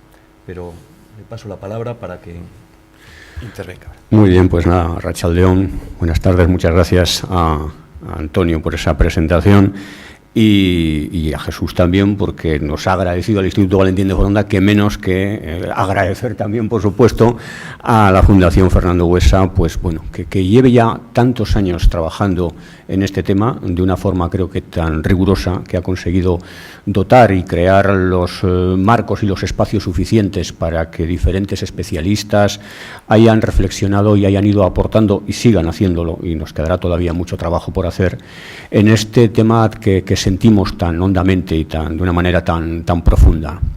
Decía Jesús en su intervención, comenzaba que el futuro no está escrito, el pasado tampoco. El pasado tampoco. Lo estamos escribiendo, se ha empezado a escribir, se ha empezado a analizar desde el punto de vista histórico, desde la historia. Recuerdo en una reunión donde algunos que participábamos en aquella comisión de expertos, entre comillas, que asesoraba al Gobierno para la puesta en marcha de ese proyecto del Instituto de la Memoria, el otro compañero historiador, Ricard Viñés, que es un especialista pues muy reputado en todas estas cuestiones, aunque con el que mantengo algunas diferencias de orden conceptual y en cuanto a los objetivos también de todo este tipo de instituciones y de políticas públicas de la memoria, nos lanzó una pregunta y un documento que eran casi una provocación envenenada, pero dicho con más cariñoso sentido de la palabra: ¿cómo será nuestro pasado? ¿Cómo será nuestro pasado? Creo que la madre de Jorge Díaz también: ¿quién escribirá nuestra historia? ¿Quién contará lo que nos ocurrió? ¿Cómo se contará? Pues efectivamente, esa es un poco la cuestión que nos ha traído y que nos lleva ocupados durante los últimos años, no solo en torno a la reflexión, que ese ha sido el primer paso. Ahora tenemos que escribir esa historia. Una de las cosas que más nos sorprendió y a algunos nos indignó en la presentación pública del Plan de Paz y Convivencia fue cuando, bueno, pues por parte de la Secretaría de este organismo, incluso no figura dentro del preámbulo, empezó con las siguientes palabras. Cito de oídas porque yo creo que ni siquiera están recogidas en negro sobre blanco. A lo largo de la transición, una de las 4 grandes familias políticas de nuestro país, por los motivos que fueran, se vio excluido o no participó dentro del consenso que dio lugar a la transición que fue desde un régimen autoritario a un régimen democrático. Transcurridos 40 años, la sociedad vasca no puede permitir que, de nuevo, no sabemos si se refería a la misma o a otra, nuevamente una de esas 4 familias políticas quede fuera de esta convivencia que ahora parece que abrimos con este nuevo periodo. personalmente se me heló la sangre, ¿no? Cuando escuchamos, porque aquí está algún compañero que también estuvo en aquella presentación, como el propio Josu Ugarte, y luego tuvimos ocasión de poder compartirlo. Recuerdo algunas de las intervenciones que hubo después, porque fue en un foro relativamente amplio, pero también limitado. No fue ante la sociedad, aunque había eso que se llama la sociedad pública o la sociedad civil, aunque sí estábamos convocados varios de los grupos, asociaciones, etcétera, etcétera, que trabajamos de un modo u otro, o con las víctimas, o desde el punto de vista de la historia, y ahí había de todo. Y había de todo en una peculiar y especial botica. Había gente muy vinculada a eso que se llama la izquierda abertzale o el nacionalismo vasco radical, como preferimos llamarlo algunos. Había fundaciones que trabajaban con las víctimas de ETA. Estábamos algunos grupos vinculados a la universidad. En el caso nuestro, yo creo que éramos el único, el de la propia el Instituto Universitario Valentín de Foronda, y existían también algunos grupos de estos memorialistas vinculados a ese sector político que durante años trató de legitimar la violencia terrorista.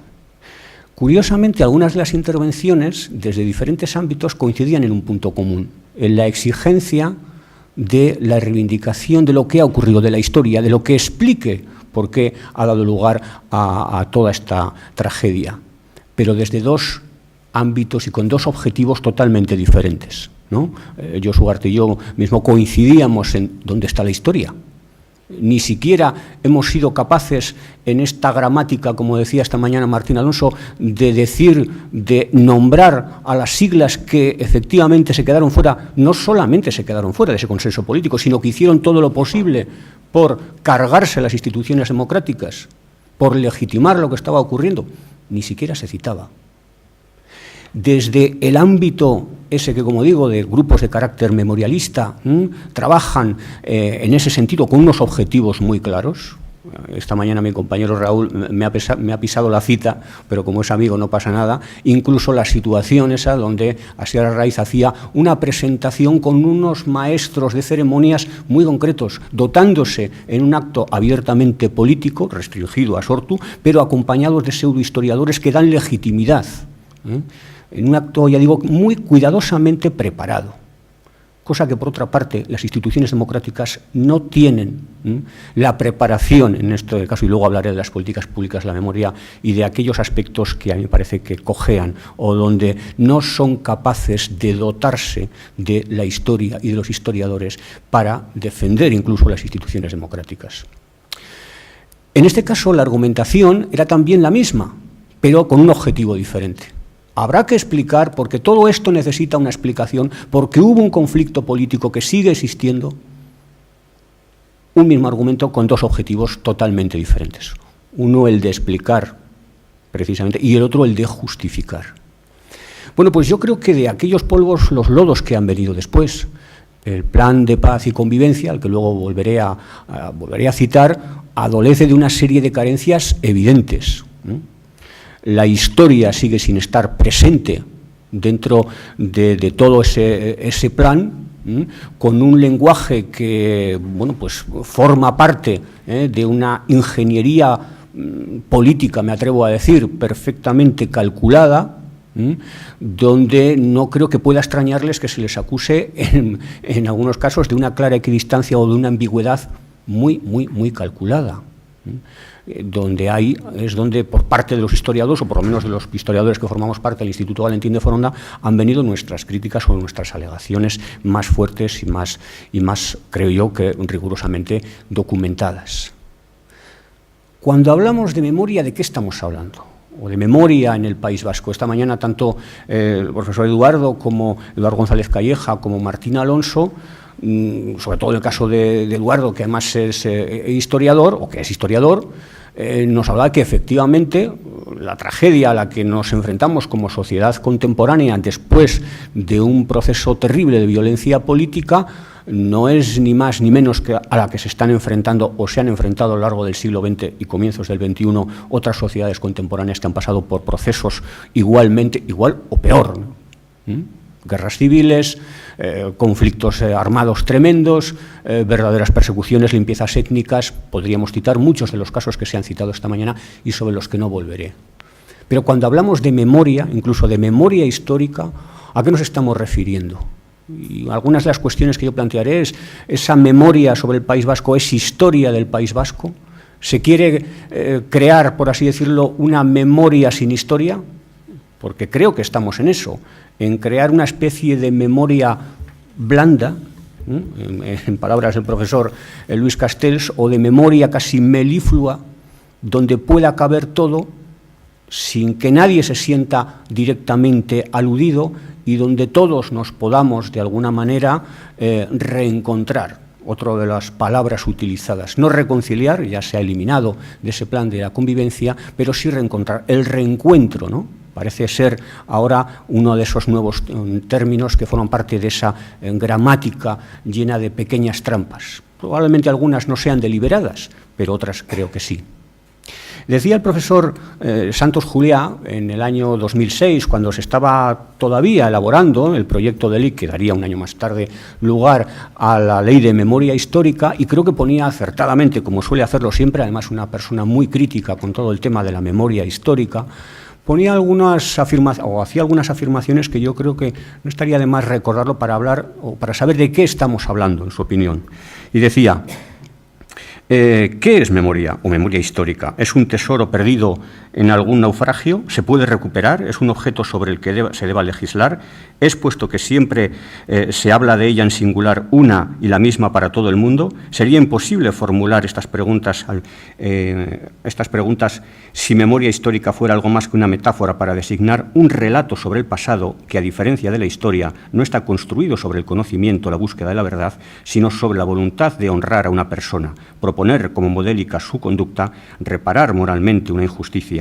La memoria histórica, se plasma en relatos construidos con el propósito de reforzar la vinculación afectiva de la persona o grupo, que rememora con hechos del pasado que mantienen algún significado para su vida presente. No es, por tanto, un acto de conocimiento, se refiere a la memoria, sino de voluntad, pretender llenar de sentido el presente, trayendo a la conciencia un hecho del pasado. Eso es, y no otra cosa, eso que llamamos memoria o memoria histórica.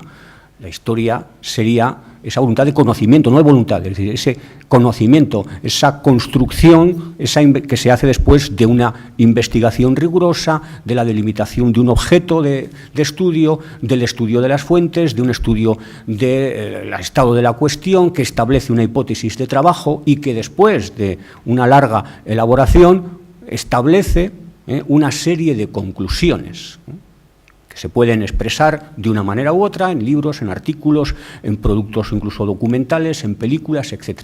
De eso hablaré un poquito más adelante. Por lo tanto, cuando estamos hablando de memoria y de historia, estamos hablando de dos conceptos diferentes. Son incompatibles. En un reciente trabajo que acabamos de terminar para un libro colectivo que esta mañana se ha citado, en el que también participan algunos de nuestros compañeros del Instituto Valentín de Foronda, mi compañero Raúl rescataba una cita de Tony Youth, uno de los mejores historiadores del siglo XX, que decía lo siguiente: la historia y la memoria son hermanastras y por eso se odian mutuamente, a la vez que lo mucho que comparten les hace inseparables. Además, están obligadas a pelearse por una herencia que no pueden ni rechazar ni dividir. La memoria es más joven y atractiva, mucho más predispuesta a seducir y ser seducida, y por lo tanto hace muchos más amigos. La historia es la otra hermana, algo adusta, poco atractiva y seria, más dada a retirarse que a participar en la charla ociosa, y por eso políticamente es la menos solicitada del baile, el libro que se queda ahí en la estantería. Grande Tony Youth, que nos ayuda a explicar el atractivo de la memoria, que puede ser modificable, que es mucho más subjetiva, aunque la historia, por supuesto, también es subjetiva en la medida que es una interpretación del pasado, y que siempre resulta más atractiva que la historia, que es esa hermana menos atractiva, que ese libro pesado que se queda en la estantería. Cuando nos enfrentamos a nuestro pasado, a nuestro reciente pasado, nos enfrentamos con un pasado incómodo, terriblemente incómodo. Me refiero al pasado que hemos vivido, a nuestro pasado de los últimos 70, 60, 50 años. Una sociedad que atraviesa por procesos como los que hemos vivido normalmente se sostiene o sufre las consecuencias de una minoría muy radicalizada, a la que se opone una minoría también muy minoritaria, pero que se sostiene sobre el silencio cómplice de una gran mayoría. Ese es el verdadero miedo, el vértigo que siente, en mi opinión, la sociedad vasca cuando tiene que enfrentarse a su pasado.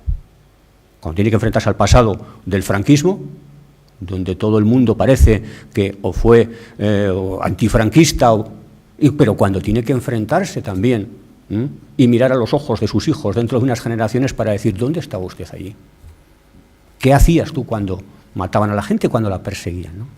Ese es uno de los retos a los que nos enfrentamos como historiadores, pero también como ciudadanos democráticos, ¿no? Con una serie de valores que compartimos, una serie de... Bueno, pues ni más ni menos que es uno de los aspectos fundamentales a los que nos enfrentamos como sociedad, porque hay que recordar, aunque parezca obvio, cuando hablamos de memoria, que a nadie le gusta pasar a la historia, y menos a la memoria o al recuerdo, como un asesino o como un colaborador necesario de los asesinatos. Pero tampoco nos gustaría pasar, o a la inmensa mayoría de esta sociedad, como una especie de, de ese sujeto que vio lo que ocurría pasivamente, sin participar en ningún caso, en ningún tipo de protestas, sin sancionar, Es decir, estamos enfrentándonos a nuestras propias contradicciones como sociedad que ha vivido toda esa tragedia. Ese yo creo que es uno de los problemas fundamentales, ¿no?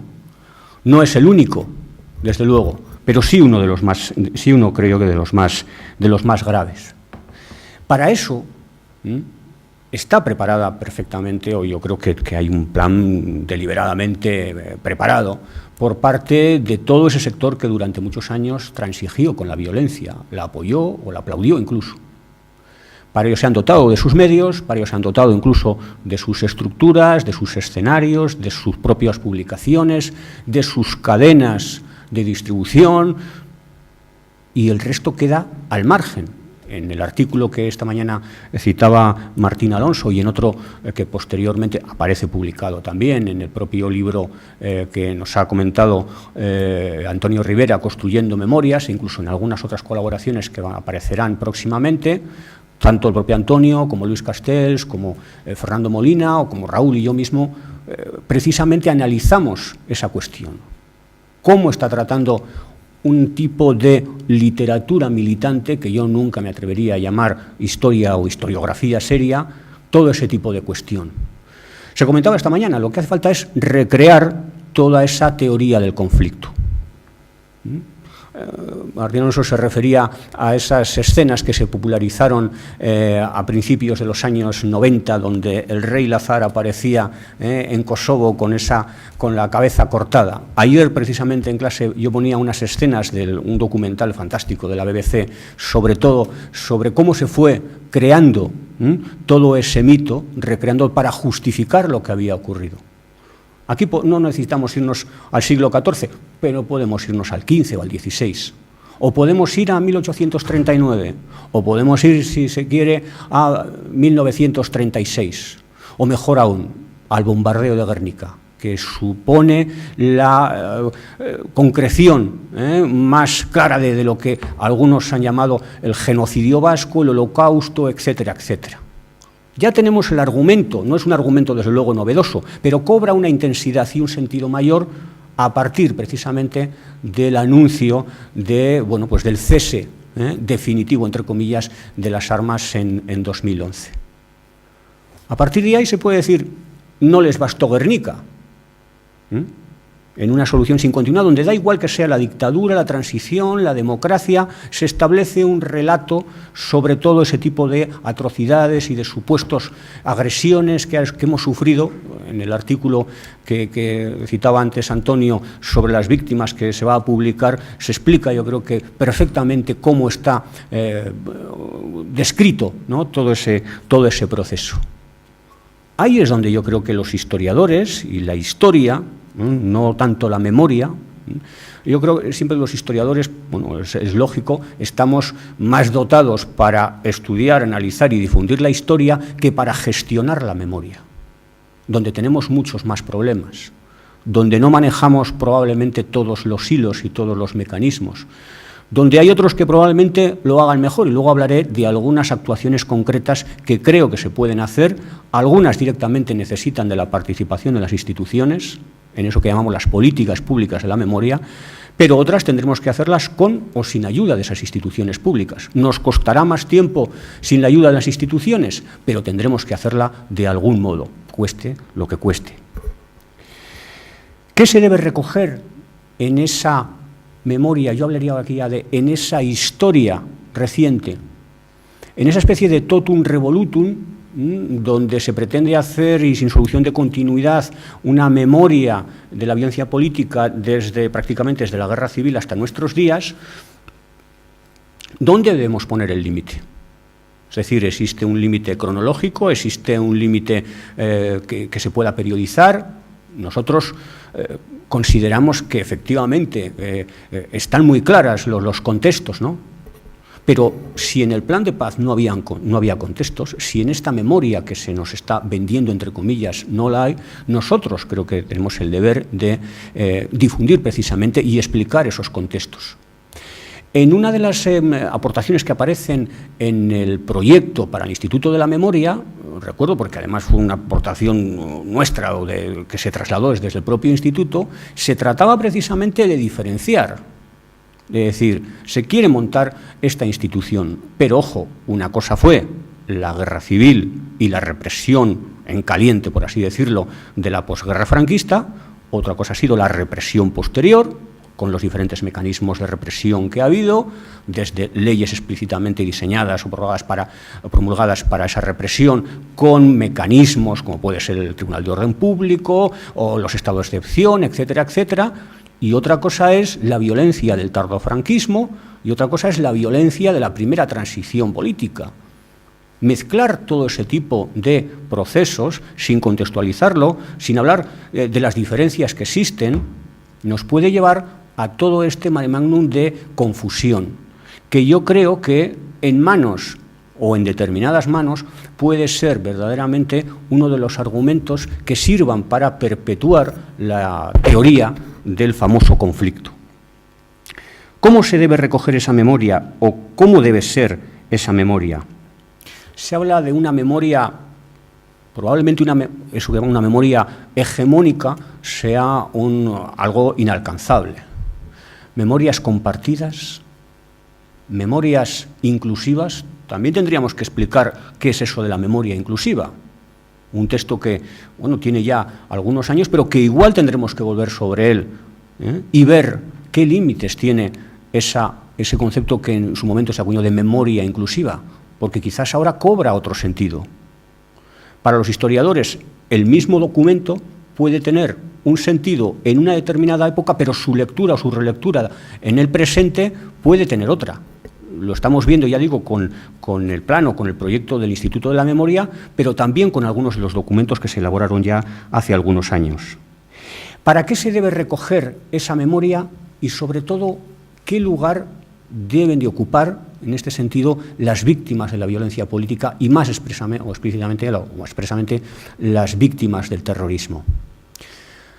Entendemos que es necesario recoger el testimonio de las víctimas, pero no solo, por supuesto que sí, como una forma de reconocimiento, incluso si se me apura como una especie de justicia poética. Eso, por supuesto, es necesario recoger ese testimonio. Pero no solamente es necesario para eso, es necesario para explicar la historia. Para explicar la historia no solo de las acciones terroristas, sino para explicar toda esa historia mucho más cotidiana que vivieron las víctimas del terrorismo. Historizar la soledad, el miedo, la persecución, la angustia, percepciones que a veces pueden parecer muy difíciles de historizar, pero que se puede hacer. Tenemos los instrumentos necesarios y tenemos que tenerlas, las fuentes necesarias para hacer todo eso. Tenemos, creo que el rigor, tenemos los conceptos, tenemos la metodología. Pero no solamente nos va a explicar esa situación, nos va a explicar también, porque creo que tendremos que tener también el testimonio de cuál fue el comportamiento de una gran parte de esa sociedad que incómodamente huía cuando veía una pancarta y una concentración silenciosa, o cuando venía y advertía, yo estoy con vosotros, pero prefiero que no me vean contigo, o a mí me gustaría llevar ese lazo, pero prefiero no. Tenemos que ver toda esa zona gris, esa inmensa zona gris que cubrió durante muchísimos años, durante varias décadas a la sociedad vasca, cómo fue y a qué respondió. Y, por supuesto, analizar los discursos políticos que había detrás de todo eso. Los discursos políticos de aquellos que promovían, que potenciaban, que jaleaban incluso los asesinatos, pero también los discursos políticos de aquellos que prefirieron no participar, no mojarse, por así decirlo, y mirar hacia otro lado. Eso, evidentemente, constituye un problema. Pero los historiadores estamos no para resolver problemas normalmente, sino para crearlos. Solemos ser unos malos acompañantes en ese sentido de los políticos. Jesús, me vas a perdonar, pero yo creo que es así, ¿no? Somos unos compañeros bastante molestos porque tratamos de explicar y muchas veces en la explicación creamos nuevas preguntas o cuestionamos lo que se está haciendo, lo que está ocurriendo. Una pregunta clave en este sentido es, que es lo que antes me refería, ¿una memoria sin historia? Porque es la tendencia a la que creo que estamos llegando, el hacer una memoria donde la historia sea prácticamente un elemento residual. Una de mis primeras propuestas cuando participé en aquella comisión, en la elaboración del proyecto del Instituto de la Memoria, fue llevar, ingenuo de mí, un proyecto ya perfectamente elaborado, estructurado por el propio instituto, donde hablaba de los contenidos que tenían que tener ese futuro Instituto de la Memoria. Pues no tenía cabida. Primero teníamos que diseñar el edificio. Bueno, eso es importante. Bien, pero entendíamos que lo que teníamos que diseñar era un discurso también, elaborar unos contenidos, elaborar una programación, aunque luego esa programación no se llevase a cabo, o no se llevase a cabo, sufriese las oportunas modificaciones, ajustes, etcétera, etcétera. Lo importante parece que era el edificio. Y eso dio lugar, bueno, pues a debates, a diversos encontronazos, a diversas interpretaciones sobre todo aquello. Había que crear también una gramática que se ajustase, por así decirlo, a un determinado proyecto, donde todo el mundo pudiese sentirse de alguna manera cómodo. Lo que sabemos, que luego se ha heredado en el propio Plan de Paz, que es absolutamente imposible. ¿Cómo se va a sentir cómodo o reconocido una víctima y un victimario o quien ha apoyado a los victimarios? Quizás el consenso, o el consenso absoluto, como antes comentaba Jesús, sea imposible. Pero no pasa nada porque sea imposible, porque no consigamos incorporar finalmente, no sé si a esa familia o a algún primo de esa familia. Quizás tenemos que renunciar a ese consenso absoluto, que por otra parte es inevitable. ¿Qué vacíos puede llenar la historia, en este sentido, esos vacíos que creemos que deja la memoria? Algunos apuntaba Jesús y coincido con ellos. Explicar, ¿cómo voy de tiempo, Antonio? Bien, bueno. Abusaré del tiempo como suele abusar Antonio luego también, ¿eh? Si se me permite. 10 minutos, así. Vale, bien, perfecto. La historia debe ayudar a comprender lo que ocurrió y por qué ocurrió. Fíjense que una de las cosas que yo creo que de los riesgos que estamos corriendo durante los últimos tiempos es precisamente, se ha dicho en varias ocasiones esta mañana y también lo ha comentado Jesús, ese intento por despolitizar a las víctimas. Es que las víctimas están muy politizadas, están instrumentalizadas. Bueno, una cosa es esa instrumentalización que puede partir de determinados sectores, no solo políticos, mediáticos, que en realidad son políticos, y otra cosa es que se pretenda despojar a la víctima del contenido político que le llegó a ser víctima. En los años finales de los 80, a principios de los 90, yo creo que una de las labores importantes que llevaron algunos grupos pacifistas, y en concreto Gesto por la Paz, fue hablar de la vulneración de los derechos y de esos derechos prepolíticos. Yo creo que en aquel momento tenía un sentido fundamental. Pero eso, en este contexto, se está, por así decirlo, modificando, no, se está manipulando precisamente para desnudar a la víctima y reducirla al ámbito de lo privado, con algunas actuaciones que ya se han apuntado aquí. Hace unos pocos días, en el Correo, luego también en El País y en algunos otros medios, José María Ruiz Oroa publicaba un artículo que solo el título ya podía provocar hasta rechazo, ¿no? Se titulaba La estrategia de las lágrimas. Y era un artículo que yo creo que ponía, coincidiendo con algunas cosas, sí, bueno, no coincidiendo con otras, ponía uno de los argumentos fundamentales para comprender lo que está sucediendo, y a lo que luego me referiré con algunas estrategias que se están llevando a cabo y cuál sería, por así decirlo, nuestra alternativa o nuestra propuesta, o en este caso mi propuesta. Se trata de una estrategia que busca reducir el fenómeno terrorista a sus aspectos humanos, y dentro de ellos a un mínimo común denominador, que es el sufrimiento. Se focaliza la atención en el sufrimiento de las víctimas porque este es un hecho universalizable y extensible incluso a los victimarios, a sus amigos y a sus parientes. Si utilizamos el sufrimiento como guía, y a poco que sepamos manejarlo con habilidad, podremos construir todo un mundo de sufrimiento en la historia, llegando por lo menos hasta la Guerra Civil de 1936, y un universo de sufrimiento pluridireccional, descubriendo de continuo otras víctimas, entre comillas, y otras violencias. No hay mejor camino para distraer la atención de lo particular y concreto que recurrir a la generalización. Yo creo que estoy bastante de acuerdo con esa forma de exponerlo y con el argumento que se está dando en este aspecto. Y algunas experiencias de estas, encuentros, etcétera, etcétera, creo que, pudiendo ser positivo o ser muy positivas, sobre todo para quienes han vivido y han padecido la violencia, por lo que tiene probablemente de terapéutico y de poder cerrar incluso un duelo que no han terminado de hacer, puede ser en manos de determinados intereses o responder a una estrategia muy deliberada. Conozco a algunos de los que han propiciado esos encuentros y me merecen el máximo respeto, y algunos son incluso amigos, ¿no? Pero eso no quiere decir que desde el punto de vista de la historia, o de algunos historiadores que estamos implicados en este tema, no lo veamos con una enorme prevención.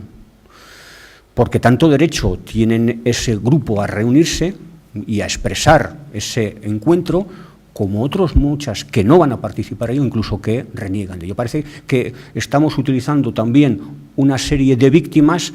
Estas son las víctimas buenas, las que han conseguido, entre comillas, reconciliarse y reencontrarse con otras víctimas. Pero las otras son malas. Creo que hay algo de eso también. Y creo que es un profundo error que responde, como digo, a una determinada estrategia.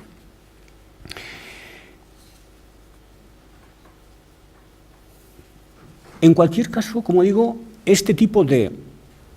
el pasado, lo que nos ha ocurrido, la forma en la que tenemos de historizarla, no es una cuestión que se pueda reducir únicamente a un tema, a una cuestión de derechos humanos. Efectivamente, fueron violados los derechos humanos de las personas, y en primer lugar el del derecho a la vida, y otros muchos derechos, pero en primer lugar el derecho a la vida.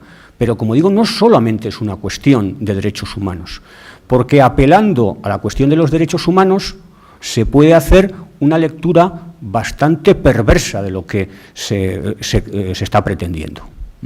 Y esa es una de las cuestiones que yo creo más importantes en este sentido. Decía que los historiadores somos probablemente o estamos más dotados, lógicamente para ello hemos estudiado y nos hemos preparado para analizar el pasado, definiendo un objeto de estudio, estableciendo unas hipótesis de trabajo, estudiando unas fuentes y finalmente elaborando una serie de conclusiones que forman parte de nuestros estudios. Bien.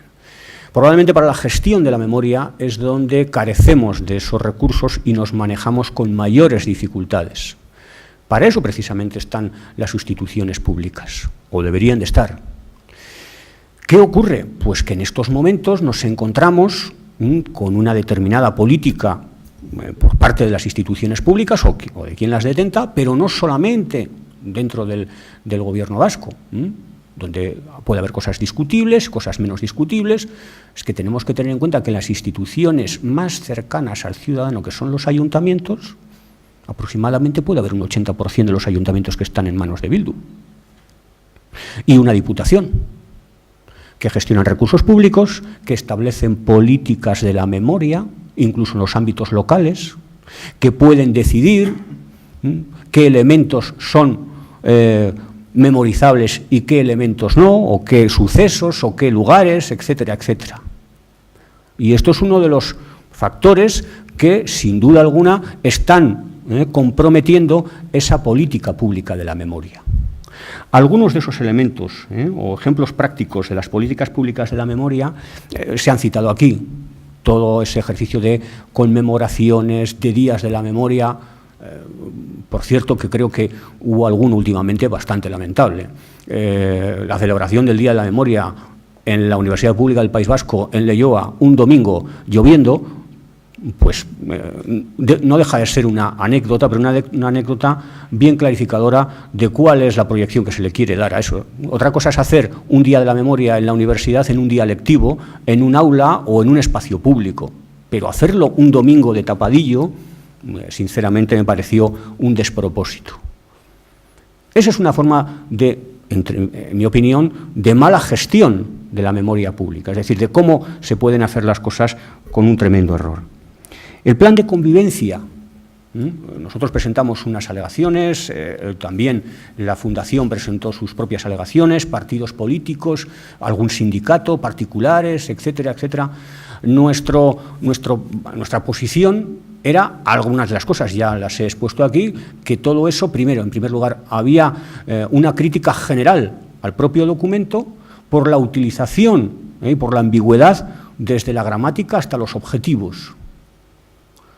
Muchas personas han sufrido o han pasado mucho dolor, aparte de la redacción más que discutible.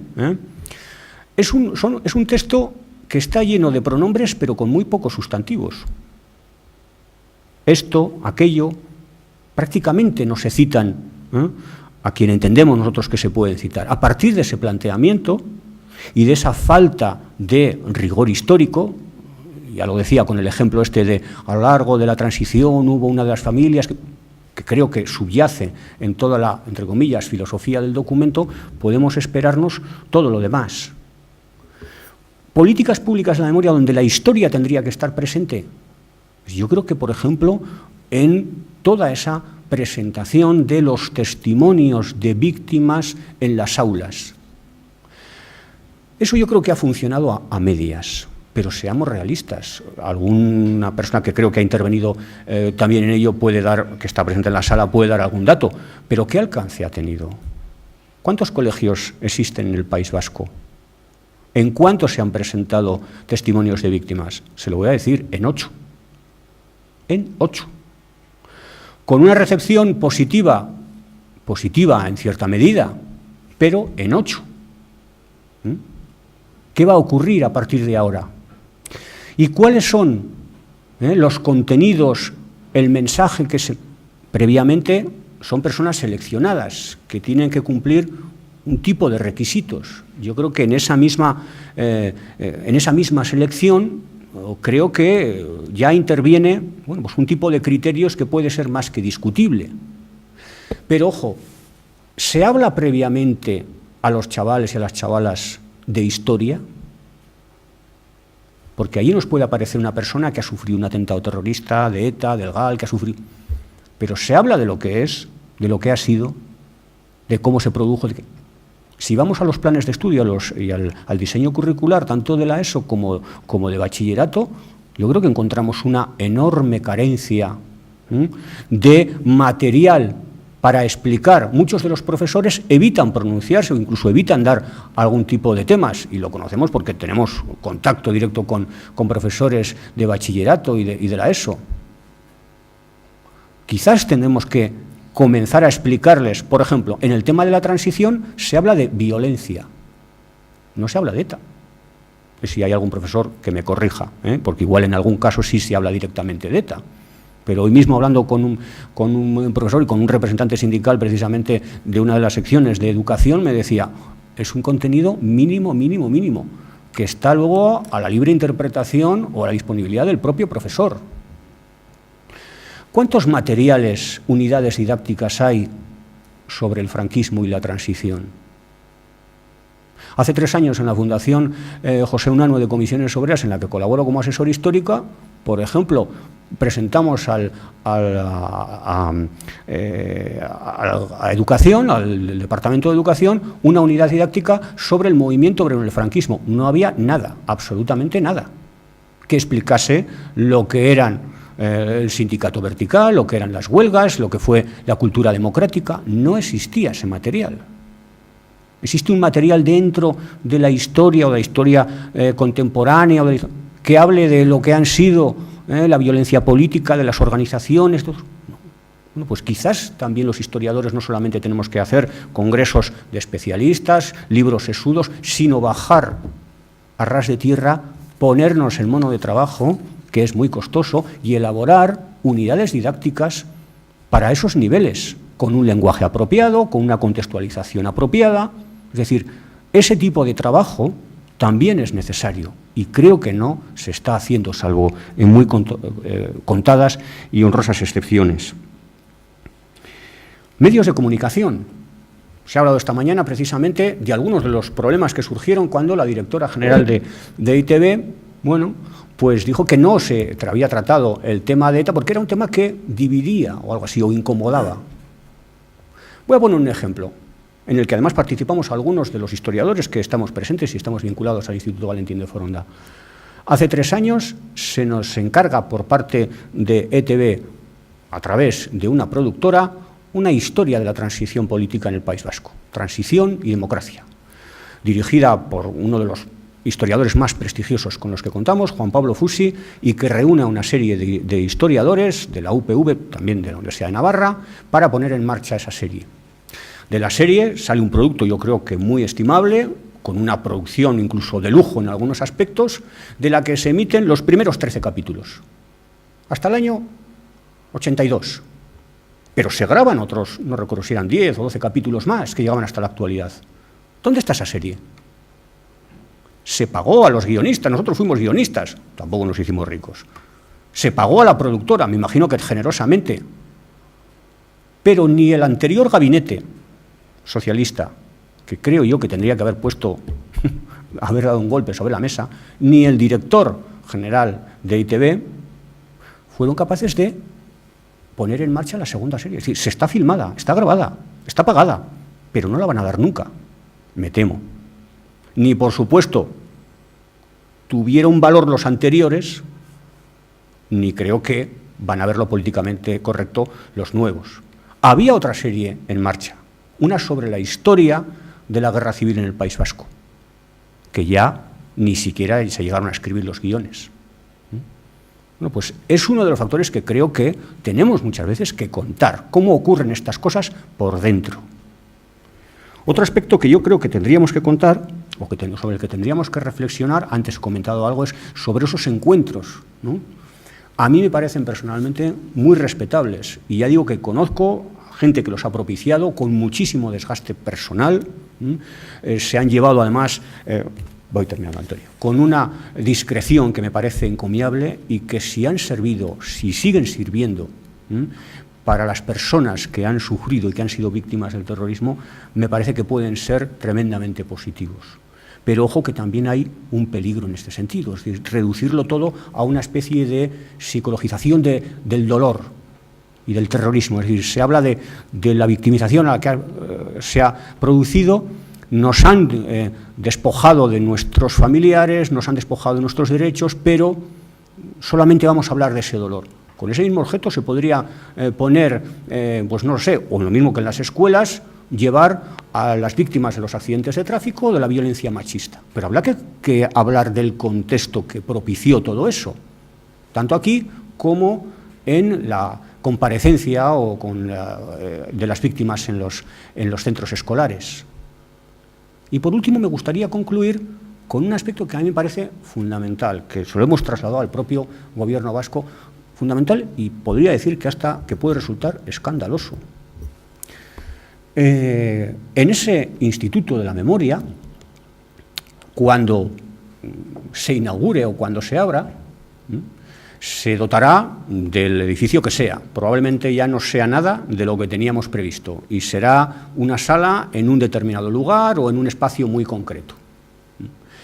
Para entonces, el Gobierno vasco podrá contar con la documentación generada en forma de testimonios, en forma de documentos, documentación que también nosotros como Instituto Valentín de Foronda vamos a aportar o se ha aportado a través de diferentes convenios con el propio Gobierno vasco, que también aportarán la Fundación Aranzadi, por ejemplo, ¿no? A través de todo el trabajo que han hecho, documental. Instituto de la Memoria, donde probablemente, porque así se les dice a las personas que son entrevistadas, y yo soy una de las personas que hago las entrevistas en esa comisión, que revisa, estudia y reconoce a las víctimas de los abusos policiales cometidos entre 1960 y 68. Llevamos aproximadamente hechas unas 60 entrevistas. Bueno, ese material se dice a la persona que, si él tiene a bien, dará una firma para que forme parte de ese fondo de memoria que va a parar al Instituto de la Memoria.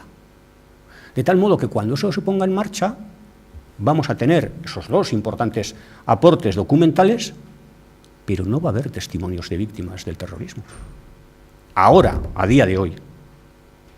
Ahí es donde cobra sentido el trabajo que ha hecho la Fundación, Fernando Buesa durante años, que ha hecho Baqueas, que han hecho otras instituciones donde se han tomado la labor de ir recuperando todos esos testimonios de las víctimas del terrorismo.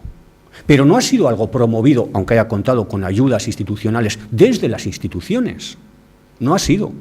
Y me temo que no lo va a ser a corto plazo. Me acuerdo en alguna entrevista que tuve yo con el Gobierno vasco no hace mucho, le dije, ¿son ustedes conscientes de lo que puede ocurrir cuando se inaugure ese Instituto de la Memoria y se incorporen fondos y falte la memoria, el testimonio de las víctimas del terrorismo? Porque no solamente van a tener un problema con las víctimas, van a tener un problema político de enorme envergadura. Habrá que estudiarlo. Habrá que verlo, habrá. Bueno, pues estas son algunas de las propuestas que nosotros hacemos. Nosotros directamente trasladamos esa propuesta. Es decir, poner en marcha un proyecto de largo alcance de recogida masiva de testimonios de víctimas, empezando por aquellas víctimas que a finales de los años 70 y principios de los 80, no las víctimas probablemente más conocidas ni que han tenido más reconocimiento, no, sino aquellas numerosísimas víctimas, sobre todo las viudas, hijos, huérfanos de miembros de las fuerzas de seguridad del Estado, de la policía, de la Guardia Civil, del Ejército, que en muchos casos llevaron su victimización casi de una manera clandestina, que en algunos casos tuvieron que huir, entre comillas, claramente huir del País Vasco, o que en algunos casos en sus propias comunidades no huyeron, pero vivieron su situación prácticamente en la clandestinidad. Bueno, pues esa es una propuesta muy clara. La otra, también apuntaba algo antes Antonio Rivera, es precisamente iniciar un proyecto que estudie los contextos políticos y sociales que facilitaron la violencia política y el terrorismo. Poner eso en marcha.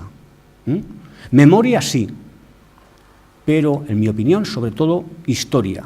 Puede parecer, como antes decía Antonio, una reivindicación de carácter corporativo. Sí, no me importa decirlo.